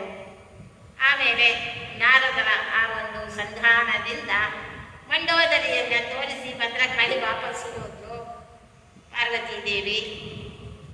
ಆ ಮಂಡೋದರಿಯ ಸೌಂದರ್ಯವನ್ನು ನೋಡಿ ರಾವಣ ಇವಳೇ ಪಾರ್ವತಿಯಿಂದ ಕರ್ಕೊಂಡು ಬಂದು ಮದುವೆ ಮಾಡಿಕೊಂಡ ಕಥೆ ಕೇಳ್ತೇವೆ. ಆದ್ದರಿಂದ ಇವರೆಲ್ಲ ವಿವಾಹದಲ್ಲಿ ನೋಡಿ ಹೇಗೆ ವ್ಯತ್ಯಾಸಗಳಾದವು. ಅಹಲ್ಯ, ದ್ರೌಪದಿ, ತಾರ ಮಂಡೋದರಿ ತಥಾ ಪಂಚಕಂ ನಹ ಸ್ಮರೇ ನಿತ್ಯಂ ಮಹಾಪಾತಕ ನಾಶ. ಯಾರು ಈ 5 ಮಂದಿ ಪತಿವ್ರತೆಯರ ಸ್ಮರಣೆಯನ್ನು ಬೆಳಗಾವಿಯಲ್ಲಿ ಮಾಡ್ತಾರೋ ಅವರಿಗೆ ಎಲ್ಲ ಪಾಪಗಳು ನಾಶ ಆಗುತ್ತವೆ. ಆದ್ದರಿಂದ ವೇದ ಬಾಹಿರವಲ್ಲ ನನ್ನವರ ಸತಿಯರು ಆದಿ ಪಾತಿವ್ರತ್ಯ ನಿನಗೆಂದು. ಪಂಚ ಪತಿವ್ರತೆಯರಲ್ಲಿ ನೀನು ಮೊಟ್ಟ ಮೊದಲೇ ಅವಳು. ಅರುಂಧತಿ ಹೆಸರಿಲ್ಲ, ಸೀತಾದೇವಿ ಇಲ್ಲ, ಇನ್ನೊಬ್ಬಳು ರುಕ್ಮಿಣಿ ಇಲ್ಲ, ಇನ್ನೊಬ್ಬಳಿಲ್ಲ, ಮತ್ತು ನೋಡಿ ಇವರೆಲ್ಲ ಇದ್ದಾರೆ. ಅವರೆಲ್ಲ ದೇವತೆ ಬಿಟ್ಟುಬಿಡೋಣ ಮನುಷ್ಯರಲ್ಲಿ. ಆದ್ದರಿಂದ ನೀನು ಪರಮ ಪತಿವ್ರತೆ, ಇದು ನನ್ನ ಮಾತು ಅಂತ ಹೇಳಿ ಮಖಧ್ವಂಸ ದಕ್ಷ ಯಜ್ಞ ನಾಶಕನಾದ ಆ ಪರಮಾತ್ಮ ಹೇಳ್ತಾ ಇದ್ದಾನೆ.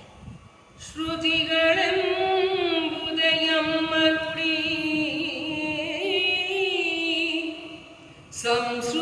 ಸಂಸ್ಕೃತಿಗಳೆಮ್ಮಯ ಚೇಷ್ಟೆ ಧರ್ಮದಗತಿ ವಿಚಾರಿಸಲು ಎಮ್ಮನೇಮವೋ ವಿಹಿತ ವಿಧಿಯಂದು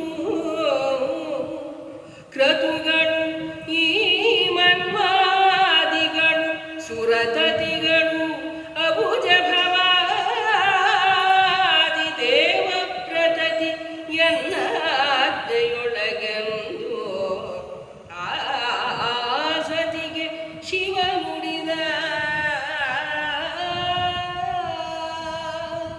ಆದರೂ ಕೂಡ ವಿಪ್ರಕನ್ಯೆಗೆ ಸಮಾಧಾನ ಆಗಲಿಲ್ಲ.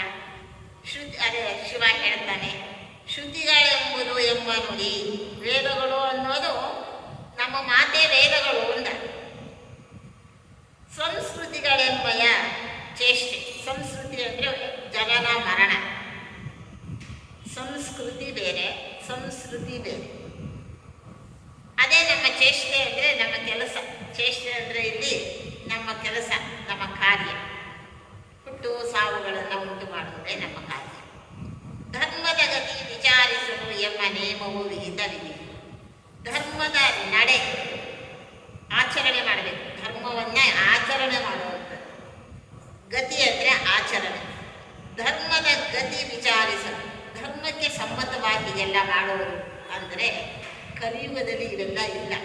ಯಾಕೆ ಅಂದರೆ ಕಲಿಯುಗದಲ್ಲಿ ಮನುಷ್ಯರ ಮನಸ್ಸು ಕಶ್ಮಲ ಪೂರಿತವಾಗಿರ್ತದೆ, ಶುದ್ಧ ಅಂತಃಕರಣ ಇರೋದಿಲ್ಲ. ಆದ್ದರಿಂದ ಅವರಿಗೆ ಇಂಥ ಒಂದು ವ್ಯವಹಾರಗಳಲ್ಲಿ ಯೋಗ್ಯತೆ ಇರೋದಿಲ್ಲ, ಪಾತ್ರತ್ವ ಇರೋದಿಲ್ಲ. ಯಾವಾಗಲೂ ಕಾಲೇಜಲ್ಲಿ ಒಂದಷ್ಟು ಓಡಾಡಿ ಹೋಟೆಲ್ಲು ಸಿನಿಮಾ ಎಲ್ಲ ನೋಡ್ಕೊಂಡು ಬಿಟ್ಟಿರ್ತಾರೆ ಹುಡುಗ ಹುಡುಗಿ. ಆಮೇಲೆ ಅವಳಿಗೆ ಬೇರೆ ಮದುವೆ ಆಗ್ತದೆ. ಇವನಿಗೂ ಬೇರೆ ಮದುವೆ ಆಗ್ತದೆ ಅಂತ ಇಟ್ಕೊಳ್ಳೋಣ. ಆಮೇಲೆ ಅವಾಗಲೂ ನೋಡಿದಾಗ ಮತ್ತೆ ಹಳೆಯ ಸಂಬಂಧವನ್ನು ಕುದುರಿಸ್ಕೊಳ್ಳಿಕ್ಕೆ ನೋಡ್ತಾರೆ. ಇದೆಲ್ಲ ಉಂಟು. ಅಂತಃಕರಣ ಶುದ್ಧಿ ಇರೋದಿಲ್ಲ. ಆದರೆ ದೇವತೆಗಳು ಆ ರೀತಿ ಇರೋದಿಲ್ಲ. ಆ ಯುಗ ಧರ್ಮ, ಕಲಿಯುಗದ ಧರ್ಮ ಹೀಗೆ. ಆದ್ದರಿಂದ ಇದು ವಿಧಿವಿಹಿತ ನೇಮವು ನೇಮವು ವಿಧಿವಿಹಿತ. ನಾವೇನು ಆಜ್ಞೆ ಮಾಡ್ತೇವೆ ಅದು ವೇದ. ವಿಧಿ ಅಂದರೆ ವೇದಗಳಿಂದ ಆಜ್ಞಾಪಿಸಲ್ಪಟ್ಟದ್ದು.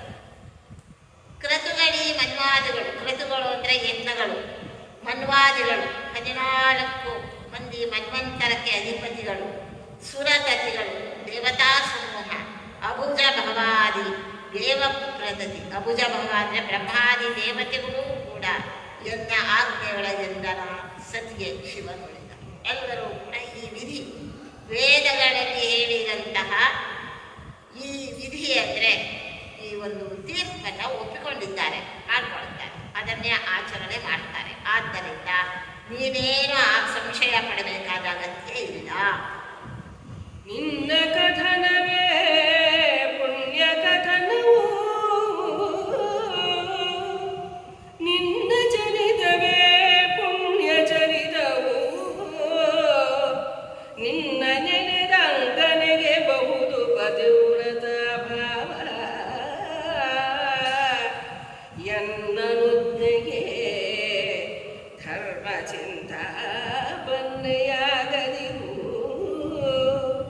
ಎನ್ನ ಅನುಜ್ಞೆಗೆ ಧರ್ಮ ಚಿಂತಾಪನ್ನೆಯಾಗದಿರು ಎಂದು ಕೃಪೆಯಲಿ ತನ್ನ ಸಿರಿಕರತಳವನಿರಿಸಿದನು ಉತ್ತಮಾಂಗದಲ್ಲಿ.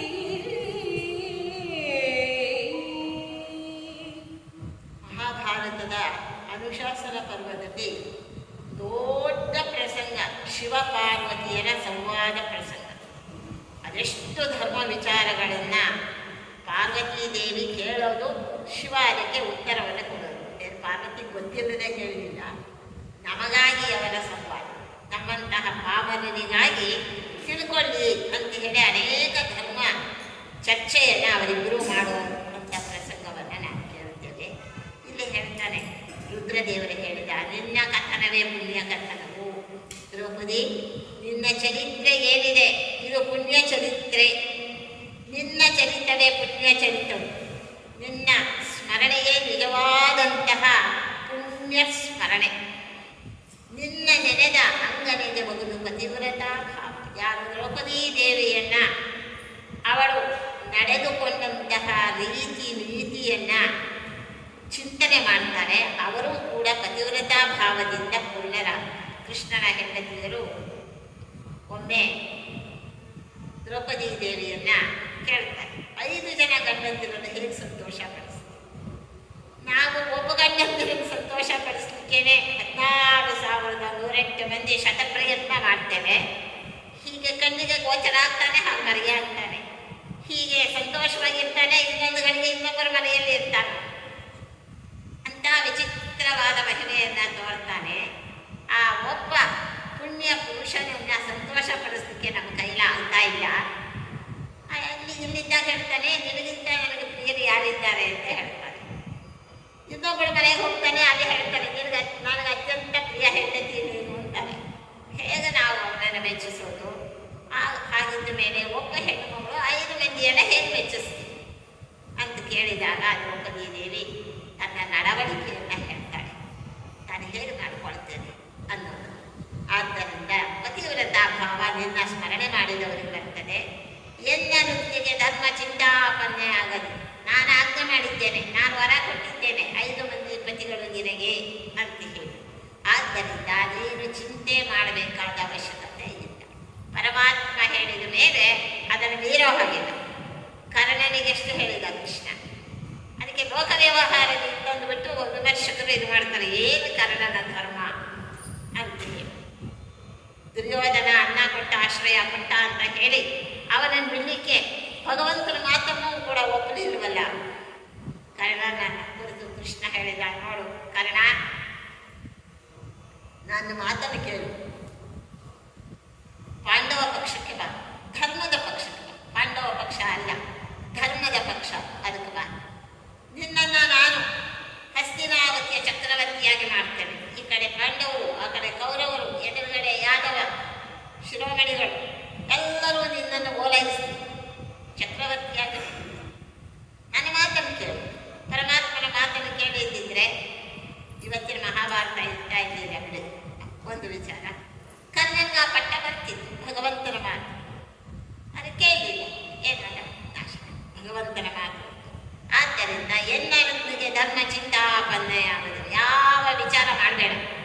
ಸಂದೇಹ ಅನ್ನೋದು ಭಗವಂತನ ವಿಚಾರದಲ್ಲಿ ಇಲ್ಲ, ಗುರುಗಳ ವಿಚಾರದಲ್ಲಿ, ಭಗವಂತನ ವಿಚಾರದಲ್ಲಿ. ರಾಘವೇಂದ್ರ ಸ್ವಾಮಿಗಳು ಒಮ್ಮೆ ಎಲ್ಲೋ ಸಂಚಾರ ಹೋದಾಗ ಹೋಮ ಗೀಮ ಎಲ್ಲ ಅಲ್ಲಿ ನಡೀತಾ ಇತ್ತು, ನೋಡ್ತಾ ಇತ್ತು. ಒಬ್ಬ ಬ್ರಾಹ್ಮಣ ಬಂದು ನಮಸ್ಕಾರ ಮಾಡಿದ. ಅತ್ಯಂತ ಬಡ ಬ್ರಾಹ್ಮಣ. ಏನಪ್ಪ, ಯಾಕೆ?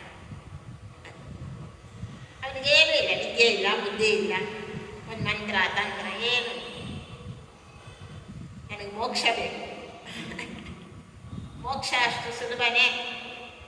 ಕೋಟಿ ಕೋಟಿ ವರ್ಷಗಳು ತಪಸ್ಸು ಮಾಡಿದರೂ ಕೂಡ ಭಗವಂತನ ಅನುಗ್ರಹ ಆದರೆ ಮೋಕ್ಷ, ಇಲ್ಲದೆ ಹೋದರೆ ಇಲ್ಲ. ಅವನನ್ನು ಪ್ರಶ್ನೆ ಮಾಡೋ ಯಾವ ಕೋರ್ಟು ಇಲ್ಲ, ಅವನೇ ಸುಪ್ರೀಂ. ಅಂಥ ಮೋಕ್ಷವನ್ನು ಇವನು ಬಯಸ್ತಾ ಇದ್ದಾನಲ್ಲ ರಾಘವೇಂದ್ರ ಸ್ವಾಮಿಗಳು. ಅದಕ್ಕೆ ತುಂಬ ಮನಸ್ಸಿನ ದಾರಿದ್ರ್ಯತೆ ಬೇಕಪ್ಪ. ನೋಡು, ಅಲ್ಲಿ ದೊಡ್ಡ ಮರ ಇದೆ, ಕೆಳಗಡೆ ದೊಡ್ಡ ಹೋಮಕುಂಡ ಉರಿತಾ ಇದೆ, ಧಗಧಗನೆ ಉರಿತಾ ಇದೆ. ಆ ಮರದ ಮೇಲೆ ಹತ್ತು, ಸ್ನಾನ ಮಾಡ್ಕೊಂಡು ಬಾ. ಆ ಮರದ ಮೇಲೆ ದೊಡ್ಡ ತುದಿ ಹತ್ತು, ಅಲ್ಲಿಂದ ಪರಮಾತ್ಮನ ನಾಮಸ್ಮರಣೆ ಮಾಡ್ತಾ ಹೋಮಕುಂಡಕ್ಕೆ ಬಿದ್ದುಬಿಡು, ನಿನಗೆ ಮೋಕ್ಷ ಆಯಿತು ಅಂದ. ನನಗೆ ಮೋಕ್ಷ ಬೇಕಷ್ಟೇ. ಗುರುಗಳು ನೀವು ಹೇಳಿದ್ದೀರಿ, ಎರಡನೇ ಮಾತಿಲ್ಲ ಅಂತ ಹೋದ, ನದಿಯಲ್ಲಿ ಮುಳುಗಿದ, ಮಧ್ಯೆ ಇದರಲ್ಲಿ ಬಂದ, ಮರ ಹತ್ತಿದ, ದೊಡ್ಡ ತುದಿಯಲ್ಲಿ ನಿಂತ್ಕೊಂಡ, ಪರಮಾತ್ಮನ ಧ್ಯಾನ ಮಾಡ್ತಾ ಹೋಮಕುಂಡದಲ್ಲಿ ಬಿದ್ದ. ಎಲ್ಲರೂ ಹಾ ಅಂದರು. ಏನು ಗುರುಗಳು ಏನು ಹೇಳ್ತಾರೆ ಪಾಪ, ಹುಚ್ಚ ಬ್ರಾಹ್ಮಣ ಅಂತ.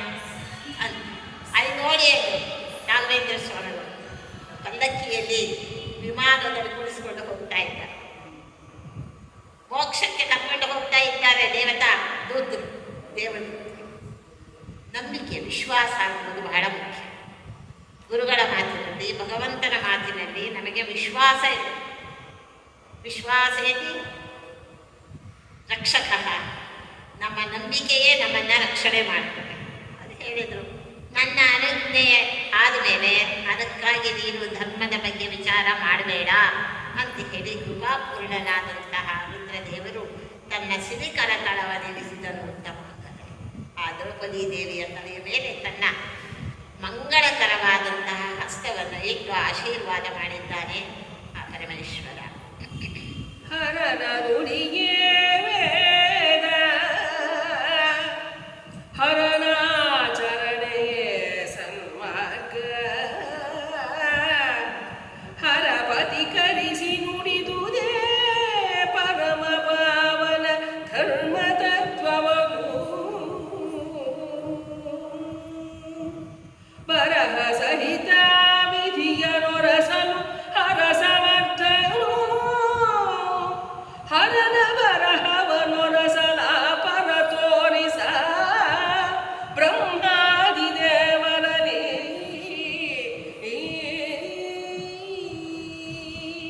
ವೇದವ್ಯಾಸ ದೇವರು ಸಾಕ್ಷಾತ್ ನಾರಾಯಣ. ಅವರು ಹೇಳುತ್ತಾರೆ, ಹರನ ನುಡಿಯೇ ವೇದ. ಆ ಪರಮೇಶ್ವರನ ಮಾತೆ ವೇದ. ಹರನಾಚರಣೆಯೇ ಸನ್ಮಾನ. ಅವನು ನಡೆದದ್ದೇ ನಿಜವಾದ ನ್ಯಾಯವಾದ ಧರ್ಮದ ಹಾದಿ. ಹರ ಪತಿಕರಿಸಿ ನುಡಿದುದೇ ಪರಮ ಪಾವನ ಧರ್ಮ ತತ್ವ. ಆ ಪರಮೇಶ್ವರ ಏನು ನಿರ್ಣಯ ಮಾಡಿ ಹೇಳ್ತಾನೆ ಅದೇ ಪರಮ ತತ್ವ. ಬರಹ ಸಹಿತ ವಿಧಿಯ ನೊರೆಸಲು ಹರಸಮರ್ಥನು. ಮಾರ್ಕಂಡೇಯರ ವಿಚಾರವನ್ನು, ಕಥೆಯನ್ನು ನಾವು ಕೇಳಿದ್ವಿ. ಕೇವಲ 16 ವರ್ಷ ಆಯುಷ್ಯ. ಆ ಮೃಕಂಡು ಋಷಿ ತಪಸ್ಸು ಮಾಡಿದಾಗ, ನಿನಗೆ ಅಲ್ಪಾಯುಷಿಯಾದ ಒಳ್ಳೆ ಮಗನನ್ನು, ಧರ್ಮವಂತ ಮಗನನ್ನು ಕೊಳ್ಳೋ, ಇಲ್ಲ ದೀರ್ಘಾಯುಷ್ಮಂತನಾದಂತಹ ಅಪ್ರಯೋಜಕ ಮಗನನ್ನು ಕೊಳ್ಳೋ ಅಂತ ಪರಮಾತ್ಮ ಕೇಳಿದ. 16 ವರ್ಷ ಇದ್ದರೂ ಸಾಕು, ಒಳ್ಳೆ ಸನ್ಮಾರ್ಗಿಯಾದ ಧರ್ಮವಂತನಾದ ಮಗನನ್ನೇ ಕೊಡುವುದು. ಎಷ್ಟು ದಿನ ಬದುಕಬೇಕು? 100 ವರ್ಷ ಬದುಕಿದವರು, 1000 ವರ್ಷ ಬದುಕಿದವರು ಇವತ್ತಿದ್ದಾರಾ? ಇಲ್ಲ. 10,000 ವರ್ಷಗಳು ತಪಸ್ಸು ಮಾಡಿದವರು ಇವತ್ತಿದ್ದಾರಾ? ಇಲ್ಲ.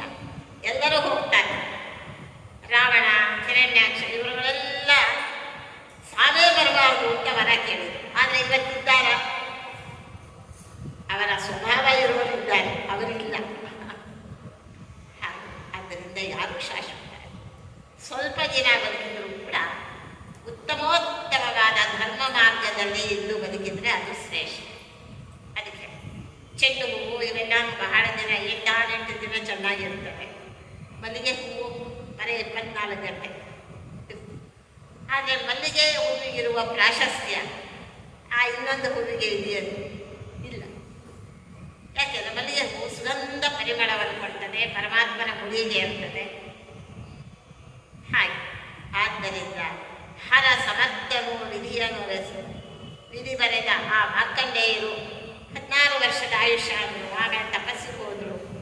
16 ವರ್ಷ ಮುಗಿಯುವಷ್ಟರಲ್ಲಿ ಆ ಪರಮಾತ್ಮನ ಕುರಿತು ಅಖಂಡವಾದಂಥ ತಪಸ್ಸನ್ನು ಮಾಡಿದಾಗ ಆ ಮೃತ್ಯುವನ್ನು ಗೆದ್ದು, ಪರಮೇಶ್ವರನನ್ನು ಮೃತ್ಯು ಅಂತಾರೆ, ಸಂಹಾರಕರ್ತ ಲಯಕರ್ತ ಅಂತ ಕರೀತಾರೆ. ಅಂಥ ಮೃತ್ಯುವಿಗೂ ಮೃತ್ಯು ಯಾರು ಅಂದರೆ ಭಗವಂತ. ಮೃತ್ಯುರ್ ಮಹಾಮೃತ್ಯು ವಿಷ್ಣು ಸಹಸ್ರನಾಮದಲ್ಲಿ ಹೇಳ್ತಾರೆ. ಅಂತ ಆ ಹರನ ಬರಹವನ್ನು ಒಲಸಲಾಪರನು ಅಂದರೆ ಆ ಈಶ್ವರ ಬರೆದಂತಹ ವಿಧಿಯ ಬರಹವನ್ನು ತಪ್ಪಿಸ್ಲಿಕ್ಕೆ ಯಾರಿಗೂ ಆಗಲ್ಲ. ಒಬ್ಬ ಮಾರ್ಕಂಡೇಯರಿಗಾಯಿತು, ಬೇರೆಯವ್ರಿಗಾಯ್ತೇನು ಇಲ್ಲ. ಅಭಿಮನ್ಯುವಿಗಾಯ್ತಾ ಇಲ್ಲ. ಯಾಕೆಂದರೆ ಪರಮಾತ್ಮನ ಸಂಕಲ್ಪದಂತೆ ಆ ರುದ್ರದೇವರು ನಡೆಸ್ತಾರೆ ಅದನ್ನು. ಆದ್ದರಿಂದ ಆ ರುದ್ರದೇವರ ಮಾತಿನಲ್ಲಿ ಸಂಶಯ ಬೇಡ ಅಂತ ಹೇಳಿ ವೇದವ್ಯಾಸರು ಹೇಳ್ತಾರೆ. ಅದರಿಂದೈವರಿಗೆ ಕೆವದು ಎಂಬುದು ಮಹೇಶ್ವರನಾಜ್ಞೆ. ನೀನಿಂದಿದಕ್ಕೆ ಚಿಂತಿಸಬೇಡ. ಬಳಿಕ ಪಾಂಡುನಂದನರ ಹಗನನು ಅರುಹುವೆ ಕೇಳು ನೃಪ. ಪೂರ್ವದಲ್ಲಿ ಸುರಪತಿ ಶಂಕರನ ಶಾಪದಲ್ಲಿ ನವೆದನು ಹಲವು ಯುಗ ಕೈಲಾಸ ಗುಹರದಲ್ಲಿ.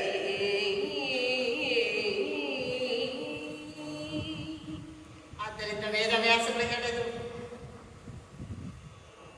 ಪಾಂಚಾಲ ರಾಜ, ನಿನ್ನ ಮಗಳಾದ ಈ ದ್ರೌಪದಿ ದೇವಿಗೆ ಶಾಪಗ್ರಸ್ತರಾದ 5 ಮಂದಿ ಇಂದ್ರದೇವರಿದ್ದಾರೆ. ಅವರೇ ಪಾಂಡವರು, ಅವರೇ ಪತಿಗಳು. ರುದ್ರದೇವರ ವರ, ಆಕೆ ಮಾಡಿದ ತಪಸ್ಸಿನ ಫಲ. ಆ ದ್ರೌಪದಿ ದೇವಿ ಅನೇಕ ಜನ್ಮಗಳನ್ನು ಎತ್ತಿದ್ದಾಳೆ. ಓ ವಿಪ್ರಕನ್ಯ, ನಳನಂದಿನಿ ಅಂತ ಹೇಳಿ ಇಂದ್ರಸೇನ. ನಳ ಮಹಾರಾಜನಿಗೆ 1 ಗಂಡು 1 ಹೆಣ್ಣು ಮಕ್ಕಳಿದ್ರು. ಕಾಡಿಗೆ ಹೋಗುವಾಗ ಮಕ್ಕಳನ್ನು ದಮಯಂತಿಯ ತವರು ಮನೆ ಕಳಿಸಿಕೊಟ್ರು ಅಂತ ಕಥೆ ಕೇಳ್ತೇವೆ ನಾವು. ಇಂದ್ರಸೇನೆ ಅಂತ ಒಬ್ಬ ಮಗ, ಒಬ್ಬ ಮಗಳು. ಆ ಇಂದ್ರಸೇನೆಯಾಗಿ ಅವತಾರ ಮಾಡಿದ್ದಾಳೆ. ಹೀಗೆ ಅವಳು ಒಬ್ಬ ವಿಪ್ರಕನ್ಯೆಯಾದಳು. ನಳನಂದಿನಿ ಅಂತ ಆದಳು. ಇಂದ್ರಸೇನ ಅನ್ನೋ ಹೆಸರಿನಲ್ಲಿ ಅಂತ ಹೇಳಿ ಆಕೆಯನ್ನು ಹೇಳ್ತಾರೆ. ಅವಳು ಮೂಲತಃ ಭಾರತೀ ದೇವಿ, ವಾಯುದೇವರ ಪತ್ನಿ. ಒಂದಾನೊಂದು ದಿನ ಬ್ರಹ್ಮದೇವರು ಧ್ಯಾನ ಮಾಡ್ತಾ ಕೂತಿದ್ರು ಒಂದು ತಪೋವನದಲ್ಲಿ. ಆಗ ಪಾರ್ವತೀ ದೇವಿ, ಇಂದ್ರನ ಹೆಂಡತಿ ಶಚೀದೇವಿ, ಆಮೇಲೆ ಈ ನಕುಲಾಸ್ತಿಗಳು ಅಶ್ವಿನಿ ದೇವತೆಗಳ ಹೆಂಡತಿ ಉಷಾದೇವಿ, ಇವರೆಲ್ಲ ಅಲ್ಲಿ ಸಂಚಾರ ಮಾಡ್ತಾ ಇದ್ರು. ಮಾಡ್ತಾ ಇದ್ದ ಕಾಲಕ್ಕೆ ಇವರು ಆನಂದವಾಗಿ ಮೈಮರೆತು ಅಲ್ಲಿ ಆ ವನದಲ್ಲಿ ವಿಹಾರ ಮಾಡ್ತಾ ಇದ್ದಾಗ ಬ್ರಹ್ಮದೇವರು ಕೂತ್ಕೊಂಡು ಧ್ಯಾನ ಮಾಡ್ತಾ ಇದ್ದದ್ದನ್ನು ನೋಡಲಿಲ್ಲ. ತಮ್ಮ ಸೆರಗುಗಳು ಅವರು ತಾಕಿಬಿಟ್ಟು, ಬ್ರಹ್ಮದೇವರಿಗೆ ಈ ಹೆಣ್ಣು ಮಕ್ಕಳ ಸೆರಗುಗಳು ತಾಕಿಬಿಟ್ಟು ಎಚ್ಚರಿಕೆ ಆಯಿತು. ಸಿಟ್ಟು ಬಂತು. ಹೆಣ್ಣು ಮಕ್ಕಳು ಯಾವಾಗಲೂ ಕೂಡ ಸೆರಗು ಕಟ್ಕೊಂಡಿರಬೇಕು. ಮನೆಯಲ್ಲಿ ದೊಡ್ಡವರು ಹೇಳೋರು. ಇವಾಗ ದೊಡ್ಡವರು ಯಾರು ಹೇಳೋದಿಲ್ಲ, ಸೆರಗೇ ಇರೋದಿಲ್ಲ, ಹೇಳೋದಿಲ್ಲ. ಅಕ್ಕಪಕ್ಕದಲ್ಲಿರೋ ಪುರುಷನ ಮುಖಕ್ಕೆಲ್ಲ ಮಾಡ್ಕೊಂಡು ಹೋಗ್ತದೆ. ಆಮೇಲೆ ಹಾಕೊಂಡಿರೋ ವೇಲ್ ಅಂದರೆ ಮೊಸಳೆ ಅಂತ ಒಂದಪ್ಪ ತಿಮಿಂಗಿಲ ಅಲ್ವಾ? ಆ ತಿಮಿಂಗಿಲದ ಹಾಗೆ ಮುಖ ಬಡಿತಾ ಇರ್ತದೆ ಅದು ಇಲ್ಲಿ. ಆಯ್ತು. ಹಾಗಾಗಿ ಅವರು ಸಿಟ್ಟು ಬಂತು. ಅವರು ಶಾಪ ಕೊಟ್ಟರು. ನೀವು ಇಷ್ಟೋ ಮಂದಿ, 4 ಮಂದಿ, ಶಚೀದೇವಿ, ಪಾರ್ವತೀ ದೇವಿ, ಉಷಾದೇವಿ, ಆಮೇಲೆ ಯಮನ ಹೆಂಡತಿ ಶ್ಯಾಮಲಾದೇವಿ, ನೀವು 4 ಮಂದಿ ಮೈ ಮರೆತು ಹಿಂಗೆ ಓಡಾಡ್ತಾ ಇದ್ದೀರಲ್ಲ, ನೀವೆಲ್ಲ ಮನುಷ್ಯರಾಗಿ ಹುಟ್ಟಿ ನಿಮ್ಮ ಪಾತಿವ್ರತ್ಯವನ್ನು ಭಂಗ ಮಾಡಿಕೊಳ್ಳಿ ಅಂತ ಶಾಪ ಕಾಳು ಬಿದ್ರು. ತಪ್ಪಾದ ಮೇಲೆ, ತಪ್ಪು ಮಾಡಿದ ಮೇಲೆ ಪಶ್ಚಾತ್ತಾಪ. ಪಶ್ಚಾತ್ ಅಂದರೆ ಅನಂತರ, ತಾಪ ಅಂದರೆ ದುಃಖ. ತಪ್ಪು ಮಾಡಿಬಿಡ್ತಾರೆ, ತಪ್ಪು ಮಾಡಿದ ನಂತರದಲ್ಲಿ ಪಶ್ಚಾತ್, ಅಯ್ಯೋ ಹೀಗೆ ಮಾಡಬಾರ್ದಾಗಿತ್ತು ನಾವು ಅಂತ ತಪ್ಪು ಇದಾಗ್ತದೆ, ವ್ಯಥೆ ಆಗ್ತದೆ. ಆಮೇಲೆ ಕೇಳ್ಕೊಳ್ತಾರೆ ಪರಿಹಾರ ಹೇಳಿ. ಆಗ ಅವರು ಹೇಳಿದರು, ವಾಯುದೇವರ ಪತ್ನಿ ಭಾರತೀ ದೇವಿಯಲ್ಲಿ ನೀವಿಷ್ಟು ಮಂದಿ ಇರಿ, ಅವಳ ಅನುಗ್ರಹದಿಂದ ನಿಮ್ಮ ಶಾಪ ವಿಮುಕ್ತಿ ಆಗ್ತದೆ. ಯಾಕೆಂದರೆ ವಾಯುದೇವರ ಸ್ಪರ್ಶ ಭಾರತೀ ದೇವಿಗೆ, ವಾಯುದೇವರು ಎಲ್ಲರಿಗೂ ಸ್ಪರ್ಶ ಕೊಡ್ತಾರೆ. ಅವರ ಸ್ಪರ್ಶ ಅದು ಪರಪುರುಷನ ಸ್ಪರ್ಶ ಅಂತ ಆಗೋದಿಲ್ಲ. ವಾಯುದೇವರ ಸ್ಪರ್ಶ ಗಾಳಿ ಇಲ್ಲದೆ ಯಾರು ಬದುಕಲಿಕ್ಕಾಗುತ್ತೆ? ಹೆಣ್ಣು ಮಕ್ಕಳಾಗಲಿ ಗಂಡು ಮಕ್ಕಳಾಗಲಿ ಪ್ರಾಣಿಗಳು ಯಾವುದೂ ಬದುಕಲಿಕ್ಕಾಗೋದು. ವಾಯುದೇವರ ಸ್ಪರ್ಶ ಅದು ಪರಪುರುಷ ಸ್ಪರ್ಶ ಅಂತ ಆಗೋದಿಲ್ಲ. ಅದಕ್ಕೆ ಅಂಜನಾದೇವಿಗೂ ಕೂಡ ವಾಯುದೇವರು ಹಣ್ಣು ತಂದು ಕೊಟ್ಟರು, ಆಮೇಲೆ ಹನುಮಂತ ಹುಟ್ಟಿದ ಅಂತ ಹೇಳೋದು. ಅಲ್ಲಿ ನಾವು ತಪ್ಪು ತಿಳಿಬಾರ್ದು. ಅಂಜನಾದೇವಿ ತಪಸ್ಸು ಮಾಡ್ತಾ ಇದ್ದು ಪ್ರತಿದಿನ ಒಂದು ಹಣ್ಣು ತಂದು ಅವಳ ಬೊಗಸೆಯಲ್ಲಿ ಹಾಕ್ತಾ ಇದ್ರು. ಒಂದಾನೊಂದು ದಿನ ಇದು ಫಲಪೂರ್ಣವಾದ ಫಲ, ನೀನು ಸೇವನೆ ಮಾಡು, ಮಗ ಹುಟ್ಟಾನೆ ಅಂತ ಹೇಳಿ ವಾಯುದೇವರು ಹೋದರು. ಆ ವಾಯುದೇವರ ಅನುಗ್ರಹದಿಂದಲೇ ಹನುಮಂತ ಆಂಜನೇಯ, ಅಂಜನಾದೇವಿಯ ಮಗನಾದ್ದರಿಂದ ಆಂಜನೇಯ, ಪವನ ಅಂದರೆ ವಾಯುದೇವರು, ಪವನನ ಮಗನಾದ್ದರಿಂದ ಪವಮಾನ, ಪವಮಾನ ಪವಮಾನ ಅಂತ ಆ ಪ್ರಾಣದೇವರಿಗೆ ಹೆಸರು ಬಂತು ಅಂತ ಕೇಳಿ ಬ್ರಹ್ಮದೇವರಿಗೆ ವಿಶಾಪ ಕೊಟ್ಟು ಹೋದರು. ಆಮೇಲೆ 4 ಮಂದಿ, ಪಾರ್ವತಿ ದೇವಿ, ಶಾರದಾದೇವಿ, ಶಚಿದೇವಿ, ಉಷಾದೇವಿ, ಈ 4 ಮಂದಿ ವಾಯುದೇವರ ಪತ್ನಿಯಾದ ಭಾರತೀ ದೇವಿಯನ್ನು ಕುರಿತು ತಪಸ್ಸು ಮಾಡಿದರು. ಭಾರತೀ ದೇವಿ ಪ್ರತ್ಯಕ್ಷ ಆಗಿ, ಯಾಕೆ ನನ್ನನ್ನು ಕರೆದಿದ್ದೆ? ಅಮ್ಮ, ನಿನ್ನ ದೇಹದಲ್ಲಿ ನಮಗೆ ಆಶ್ರಯ ಕೊಡಬೇಕು, ನಮಗೆ ಶಾಪ ಕೊಟ್ಟಿದ್ದಾರೆ ಬ್ರಹ್ಮದೇವರು ಅಂದಾಗ ಕರುಣಾಳುವಾದ ಭಾರತೀ ದೇವಿ ಆಯಿತು ಅಂತ ಹೇಳಿ, ಆ ದ್ರೌಪದಿ ದೇವಿಯೇ ಭಾರತೀ ದೇವಿ, ಅವಳಲ್ಲಿ ಪಾರ್ವತೀ ದೇವಿ ಇದ್ದಾಳೆ, ಶಚೀದೇವಿ ಇದ್ದಾಳೆ, ಶ್ಯಾಮಲಾದೇವಿ ಇದ್ದಾಳೆ, ಉಷಾದೇವಿ ಇದ್ದಾಳೆ. ಭಾರತೀ ದೇವಿ ಅವಳು ಮೂಲತಃ ಮುಂದೆ ವಿವಾಹ ಸಂದರ್ಭದಲ್ಲಿ ಹೇಗಿದಾಯಿತು ಅನ್ನೋದರ ವಿವರಣೆಯನ್ನು ಹೇಳ್ತಾರೆ. ಈಗ ಪಾಂಡವರಿಗೆ ಹೇಗೆ ಶಾಪ ಬಂತು ಅನ್ನೋದನ್ನು ಮಹೇಶ್ವರನಾಗ್ರೇನಿ ಇದು ಅಂತ ಹೇಳಿ ಇಂದ್ರ 5 ಮಂದಿ ಇಂದ್ರನಿಗೆ ನಿನ್ನೆ ನಾವು ಕಥೆ ಕೇಳಿರುವಲ್ಲ, ಶಾಪ ಬಂದ ರೀತಿ. ಆ 5 ಜನವೂ ಕೂಡ ಕೈಲಾಸ ಪರ್ವತದ ಒಂದು ಗುಹೆಯಲ್ಲಿ ಇದ್ದರು ಬಹಳ ಕಾಲ. ಆಮೇಲೆ ಆ ಪರಮೇಶ್ವರನ ಅನುಗ್ರಹದಿಂದ ಅವರು ಮನುಷ್ಯರಾಗಿ ಹುಟ್ಟಿದ್ದಾರೆ.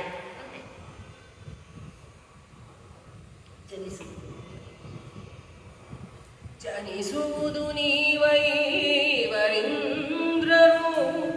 ಮನುಜಲೋಕದೊಳು ಅರಸು ಕುಲದಲ್ಲಿಯೇ ವನಿತೆ ನಿಮ್ಮೈವರಿಗಳೊಬ್ಬಳೇ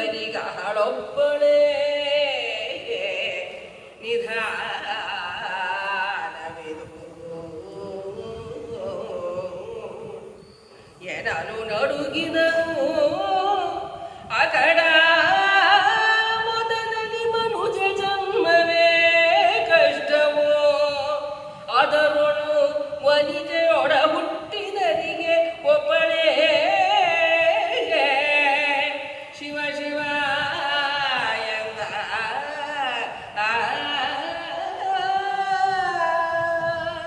ರುದ್ರದೇವರು 5 ಮಂದಿ ಇಂದ್ರರಿಗೂ ನೀವು ಗರ್ವಿಷ್ಠರಿದ್ದೀರಿ, ನಿಮ್ಮ ಅಹಂಕಾರ ಹೋಗಬೇಕು. ಆದ್ದರಿಂದ ಮನುಷ್ಯ ಲೋಕದಲ್ಲಿ ರಾಜಕುಲದಲ್ಲಿ ಹುಟ್ಟಿರಿ, ನಿಮ್ಮ 5 ಮಂದಿಗೆ ಒಬ್ಬಳೇ ಹೆಂಡತಿ ಆಗಲಿ ಅಂತಂದಾಗ ಅಯ್ಯೋ ಸ್ವಾಮಿ ಇದೇಳಿ, ನಾವು ಸಹೋದರರು, ತಮ್ಮನ ಹೆಂಡತಿ ತಾಯಿ ಆಗಬೇಕು, ಮಗಳಾಗಬೇಕು, ಅಣ್ಣನ ಹೆಂಡತಿ ತಾಯಿಗೆ ಸಮಾನ ಆಗಬೇಕು, ಒಬ್ಬಳನ್ನೇ 5 ಮಂದಿ ನಾವು ಹೇಗೆ ಪತ್ನಿ ಇರ್ತೀವಿ ಅಂದಾಗ ಇಲ್ಲ, ಹೀಗೇನೆ ಆಗಬೇಕು ಅಂತ ಹೇಳಿ ಮನುಜ ಜನ್ಮವೇ ಕಷ್ಟ, ಅದರಲ್ಲಿ ಒಬ್ಬಳನ್ನ 5 ಜನ ಹೇಗೆ ಅಂತ ಅವರು ದುಃಖಪಟ್ಟಾಗ ಇಲ್ಲ, ಇದು ಭಗವಂತನ ಆಜ್ಞೆ, ಇದು ಹೀಗೆ ಆಗಬೇಕು ಅಂತ ಹೇಳಿ ರುದ್ರದೇವರು ಅವರಿಗೆ ಆಜ್ಞೆ ಮಾಡಿದ್ದಾರೆ. ಹರ ಹರ ತ್ರಾಯಸ್ವ ಕರುಣಾಕರ ಮಹಾದೇವ, ಈ ದುರಂತದ ನರಕ ಭಾಜನ ಮುಜಿತವೇ ನಿಮ್ಮಂಗ್ರಿ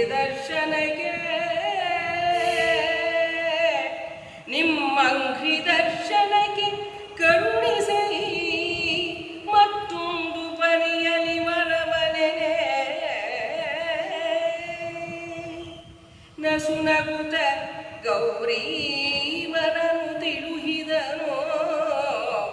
ಐವರು ಇಂದ್ರರಿಗೆ ಅರಸ ಕೇಳೆಂದ.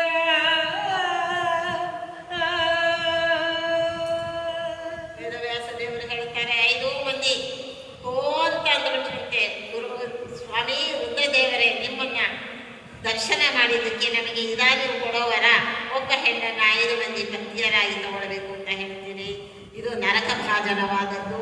ನಮಗೇನಾದರೂ ಪರಿಹಾರ ಹೇಳಬೇಕು ಅಂತಂದಾಗ ಗೌರೀವರನಾದಂತಹ, ಕರುಣಾಕರನಾದಂತಹ, ಕೈಲಾಸನಾಥನಾದಂತಹ ಪರಮೇಶ್ವರ ಆ 5 ಮಂದಿಯನ್ನು ಕುರಿತು ಹೇಳ್ತಾ ಇದ್ದಾರೆ. ಕೇಳದನವೇಕೆ ಎಳ್ಳನಿದು ಖಯ ಕೋಡಿ ಇದರೊಳಗಿಲ್ಲ.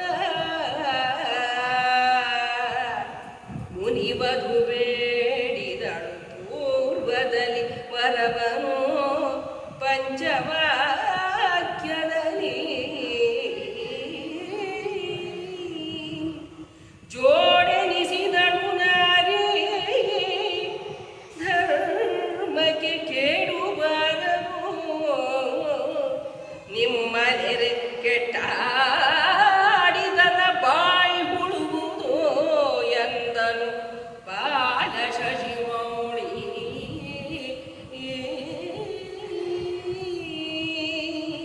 5 ಮಂದಿ ಇಂದ್ರರನ್ನ ಕುರಿತು ರುದ್ರದೇವರು ಹೇಳಿದ್ರು, ಏನು ಭಯ ಪಡಬೇಡಿ, ಚಿಂತೆ ಮಾಡಬೇಡಿ, ಖಯ ಕೋಡಿ ಇದರೊಳಗಿಲ್ಲ. ಇದರಲ್ಲೇನು ವಂಚನೆ, ಇನ್ನೊಂದು ಮತ್ತೊಂದು ತಂತ್ರ ಯಾವುದೂ ಇಲ್ಲ. ಮುನಿವನು ಬೇಡಿದಳು ಪೂರ್ವದಲ್ಲಿ ವರವನು ಪಂಚವಾಕ್ಯದ. ಒಬ್ಬ ಋಷಿಯ ಪತ್ನಿ ನಾನು 5 ಬಾರಿ ಪತಿಂದೇಹಿ ಅಂತ ಕೇಳಿದ್ದು, 5 ಬಾರಿ ನಾನು ತಥಾಸ್ತು ಅಂತ 5 ಮಂದಿ ಪತಿಗಳನ್ನು ಅವಳಿಗೆ ವರವಾಗಿ ಕೊಟ್ಟೆ. ನಾರಿ ಧರ್ಮಕ್ಕೆ ಜೋಡೆನಿಸಿದಳು. ಪತಿವ್ರತ ಧರ್ಮದಲ್ಲಿ ಅತ್ಯಂತ ಉತ್ತಮಳಾಗಿದ್ದಾಳು. ಕೇಳುಬಾರದು ನಿಮ್ಮ, ಇದಕ್ಕೆ ಯಾವ ರೀತಿಯಿಂದಲೂ ನಿಮಗೆ ಪಾಪದ ಸೋಂಕು ಉಂಟಾಗೋದಿಲ್ಲ. ಧರ್ಮಕ್ಕೆ ಕೇಳುಬಾರದು. ನಿಮ್ಮ ನೆರೆ ಕೆಟ್ಟಾಡಿದರ ಬಾಯಿ ಹುಡುವುದೆಂದನು ಬಾಲ ಶಶಿ. ನಿಮ್ಮ ಬಗ್ಗೆ, ಪಾಂಡವರ ಬಗ್ಗೆ ಆಗಲಿ, ದ್ರೌಪದಿ ದೇವಿಯ ಬಗ್ಗೆ ಆಗಲಿ ಯಾರಾದರೂ ಅಪಹಾಸ್ಯದ ಮಾತನ್ನ ಆಡಿದರೆ ಅವರ ಬಾಯಲ್ಲಿ ಹುಳ ಬರಲಿ ಹೋಗು ಅಂತ. ಕರ್ಣ ಬೇಕಾದಷ್ಟು ದ್ರೌಪದಿ ದೇವಿಯನ್ನು ಹೀಯಾಳಿಸಿ 5 ಜನಕ್ಕೆ ಹೆಂಡತಿ ಆಗಿದ್ದಿ, ನಮ್ಮ ದುರ್ಯೋಧನನಿಗೂ ಹೆಂಡತಿ ಆಗುವುದಿಲ್ಲ. ಆಡುಬಹುದೇ ಮಾತು. ಕರ್ಣನಿಗೆ ಅಯ್ಯೋ ಪಾಪ ಅಂತಾರೆ ವಿಮರ್ಶಕರು ಕೆಲವರೆಲ್ಲ. ಆದರೆ ಅಯ್ಯೋ ಪಾಪ ಅನ್ನಿಸಿಕೊಳ್ಳುವ ಆ ಒಂದು ಇದನ್ನು ಕಳ್ಕೊಂಡು ಬಿಟ್ಟಿದ್ದಾನೆ, ಅವಕಾಶವನ್ನು ಕರ್ಣ ಇಲ್ಲಿ ಅದು. ಆಮೇಲೆ ಇದನ್ನು ರುದ್ರದೇವರು ಹಾಗೆ ಹೇಳಿದ ಮೇಲೆ ಬ್ರಹ್ಮಸಭೆಯಲ್ಲಿ ಯಾವಾಗಲೂ ಮಹಾಭಾರತದ ಪ್ರವಚನ ನಡೀತಾ ಇರ್ತದೆ. ಬ್ರಹ್ಮದೇವರ ಸಭೆಯಲ್ಲಿ ಮಹಾಭಾರತದ ಕಥೆಯನ್ನು, ಯಾಕೆಂದರೆ ಅದು ಕೃಷ್ಣ ಕಥೆ, ಭಗವಂತನ ಕಥೆ, ಅದನ್ನು ಹೇಳ್ತಾ ಇದ್ದಾರೆ. ಎಲ್ಲರೂ ಭಕ್ತಿಯಿಂದ ಕೇಳ್ತಾ ಇದ್ರು. ರತಿ ಮನ್ಮಥನೂ ಕೂತಿದ್ರು ಸಭೆಯಲ್ಲಿ. ದ್ರೌಪದಿಗೆ 5 ಪತಿಗಳು ಅಂದಾಗ ರತಿದೇವಿ ಒಳ್ಳೊಂದ ನಕ್ಕು ಬಿಟ್ಟರು. ಅಬ್ಬ ಅಬ್ಬ, ದ್ರೌಪದಿಗೆ 5 ಜನ ಗಂಡರು ಒಬ್ಬ ಹೆಣ್ಣಿಗೆ ಅಂತ ಹೇಳಿ ತಕ್ಷಣ ಬ್ರಹ್ಮದೇವರು ಶಾಪ ಕೊಟ್ಟಿದ್ದ, ನಿನಗೆ ವೈಧವ್ಯ ಪ್ರಾಪ್ತವಾಗಲಿ. ದ್ರೌಪದಿ ದೇವಿಯ ಬಗ್ಗೆ ಅಪಹಾಸ್ಯದ ಮಾತನ್ನ ನೀನು ಆಡಿದ್ದರಿಂದ, ಅವಳ ಪಾತಿವ್ರತ್ಯದ ಬಗ್ಗೆ ನೀನು ಕೆಟ್ಟ ನುಡಿದದ್ದರಿಂದ ನಿನಗೆ ವೈಧವ್ಯ ಪ್ರಾಪ್ತವಾಗಲಿ ಅಂತ. ಆಮೇಲೆ ಏನು ತಪ್ಪಾಯಿತು ಅಂತಂದು ಆಗ ನಿನ್ನ ಕಣ್ಣಿಗೆ ಮಾತ್ರ ಕಾಣಲಿ, ಬೇರೆಯವರ ಕಣ್ಣಿಗೆ ಅವನ ಅನಂಗ. ಕಾಮದೇವ ಅನಂಗ, ಅಂಗರಹಿತ, ಶರೀರ ಇಲ್ಲದವನು. ಅವನು ಭಾವದ, ಮನಸ್ಸಿಗೆ ಗೋಚರವಾಗ್ತಾನೆ. ಮನ್ಮಥನ ಕೆಲಸ ಏನಿದ್ರು ಮನಸ್ಸಿನ ಕೆಲಸ, ಮಾನಸಿಕವಾದ ಕೆಲಸ. ಅವನಿಗೆ ಶರೀರ ಅಂಗಾದಿಗಳೇ ಇಲ್ಲ. ನಿನ್ನ ಮಟ್ಟಿಗೆ ಮಾತ್ರ ಅವನು ಕಾಣ್ತಾನೆ, ಹೋಗು ಅಂತ ಹೇಳಿ ಬ್ರಹ್ಮದೇವರು ಅವಳಿಗೆ ವಿಷಾಪವನ್ನು ಕೊಟ್ಟರು ಅಂತ ಕಥೆ ಕೇಳ್ತಾರೆ.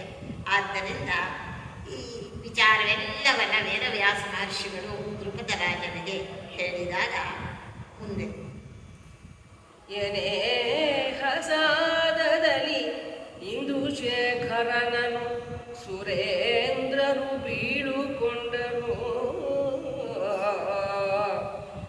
ಜನಿಸಿದರು ಬಳಿಕಿವರು ಮಹಿಯಲಿ ಮಧ್ಯರೂಪಾಗಿ.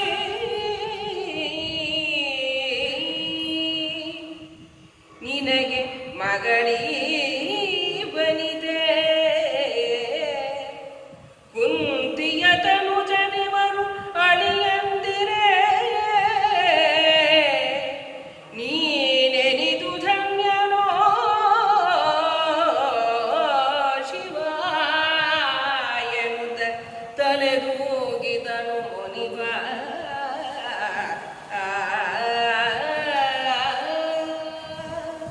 ರುದ್ರದೇವರ ಮಾತಿಗೆ 5 ಮಂದಿ ಇಂದ್ರರು ಕೂಡ ತಲೆಬಾಗಿ ಮಹಾಪ್ರಸಾದ ಅಂತ ಇದು ಮಾಡಿಕೊಂಡು ಮುಂದೆ ಭೂಲೋಕದಲ್ಲಿ ಉತ್ತಮವಾದಂತಹ ಚಂದ್ರವಂಶದಲ್ಲಿ ಪಾಂಡುರಾಜನ ಮಕ್ಕಳಾಗಿ 5 ಮಂದಿ ದೇವತೆಗಳು ಕೂಡ ಹುಟ್ಟಿದ್ದಾರೆ. ಜನಿಸಿದರು ಬಡಿಗಿವರು ಮಹಿಯರಿ ಮರ್ತ್ಯ ರೂಪವಾಗಿ ನಿನಗೆ ಮಗಳೀವನಿದ್ದೆ ಆ ಸರ್ಗಶ್ರೀ ಅನ್ನುವ ದ್ರೌಪದೀ ದೇವಿ, ವಾಯುಪತ್ನಿ ಭಾರತೀ ದೇವಿ, ಆಮೇಲೆ ಶಚಿ, ಶ್ಯಾಮಲ, ಉಷಾ, ಪಾರ್ವತಿ ಅನ್ನುವ 4 ಅದಕ್ಕೆ 5 ಪಕ್ಷಿಗಳಿರುವ ಗೂಡು ಅಂತ ಹೇಳಿದವಲ್ಲ. ಆ ಪ್ರಾಣ ಪಕ್ಷಿಗಳಿರುವಂಥ ಗೂಡು ಅಂದರೆ ಶರೀರ ಇವರು. ಅವಳೇ ನಿನ್ನ ಮಗಳಪ್ಪ ದ್ರೌಪದೀ ದೇವಿ ಅಂತ ಹೇಳಿದಾಗ ದ್ರುಪದ ರಾಜನ ಕಳೆದು ಬಿಟ್ಟಿದ್ದೆ. ಅಪ್ಪ ಏನು ವಿಚಾರ ಇದೆ, ಯಾರ ಬಗ್ಗೆಯೂ ಕೂಡ ನಾವು ಲಘುವಾಗಿ ಮಾತಾಡೋ ಹಾಗಿಲ್ಲ. ಯಾರ ಹಿನ್ನೆಲೆ ಹೇಗಿರ್ತದೋ, ಯಾರ ಪೂರ್ವಚರಿತ್ರೆ ಏನಿರುತ್ತದೋ ಯಾರ ಬಗ್ಗೆಯೂ ಕೂಡ ನಾವು ಮಾತಾಡೋ ಹಾಗಿಲ್ಲ. ತಲೆದೂ ಇದನ್ನು ಏನು ಪುಣ್ಯವಂತನ ನೀನು. 5 ಜನ ಇಂದ್ರರು ನಿನಗೆ ಅಳಿಯಂದ್ರಾಗ್ತಾ ಇದ್ದಾರೆ. ಸಾಕ್ಷಾತ್ ಭಾರತೀ ದೇವಿ ನಿನ್ನ ಮಗಳಾಗ್ತಾ ಇದ್ದಾರೆ. ಎಷ್ಟು ಪುಣ್ಯವಂತನೋ ನೀನು, ಯಾಕೆ ಯೋಚನೆ ಮಾಡ್ತಿ ಅಂತ ವೇದವ್ಯಾಸನು ಹೇಳಿದಾಗ ಅತ್ಯಂತ ಸಂತೋಷಪಟ್ಟಿದ್ದಾನೆ. ಆಮೇಲೆ ಇಲ್ಲಿ ಕುಮಾರವ್ಯಾಸ ಈಗ ದಿವ್ಯ ದೃಷ್ಟಿಯನ್ನು ಕೊಟ್ಟು ಪಾಂಡವರ ನಿಜ ಸ್ವರೂಪವನ್ನು ದ್ರುಪದ ರಾಜನಿಗೆ ತಾನು ತೋರಿಸಿದ್ದಾನೆ ಅಂತ ಕುಮಾರವ್ಯಾಸ ಕವಿ ವರ್ಣನೆ ಮಾಡ್ತಾನೆ.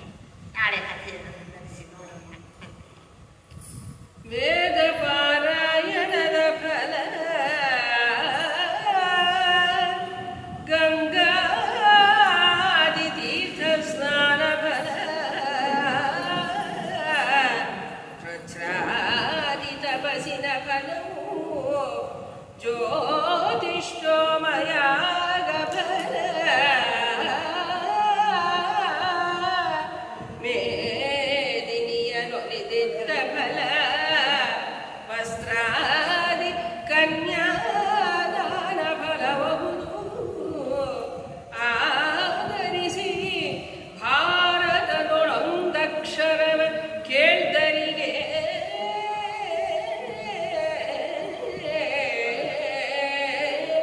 ವೇದ ಪುರುಷನ ಸುತನ ಸಹೋದರನ ಹೆಮ್ಮಗನ ಮಗನ ತಡೋದರಿಯ ಮಾತುಳನ ರೂಪನನು ಅತುಳ ಭುಜಬಲದಿ ಕಾದಿಗೆಳಿದನ ಅಣ್ಣನ ಔಮೆಯ ನಾದಿನಿಯ ಜಠರದಲ್ಲಿ ಜನಿಸಿದ ಅನಾದಿ ಮೂರುತಿ ಕೃಷ್ಣ ಸಲವೋ ಗರುಗಿನ ವೀರ ನಾರಾಯಣ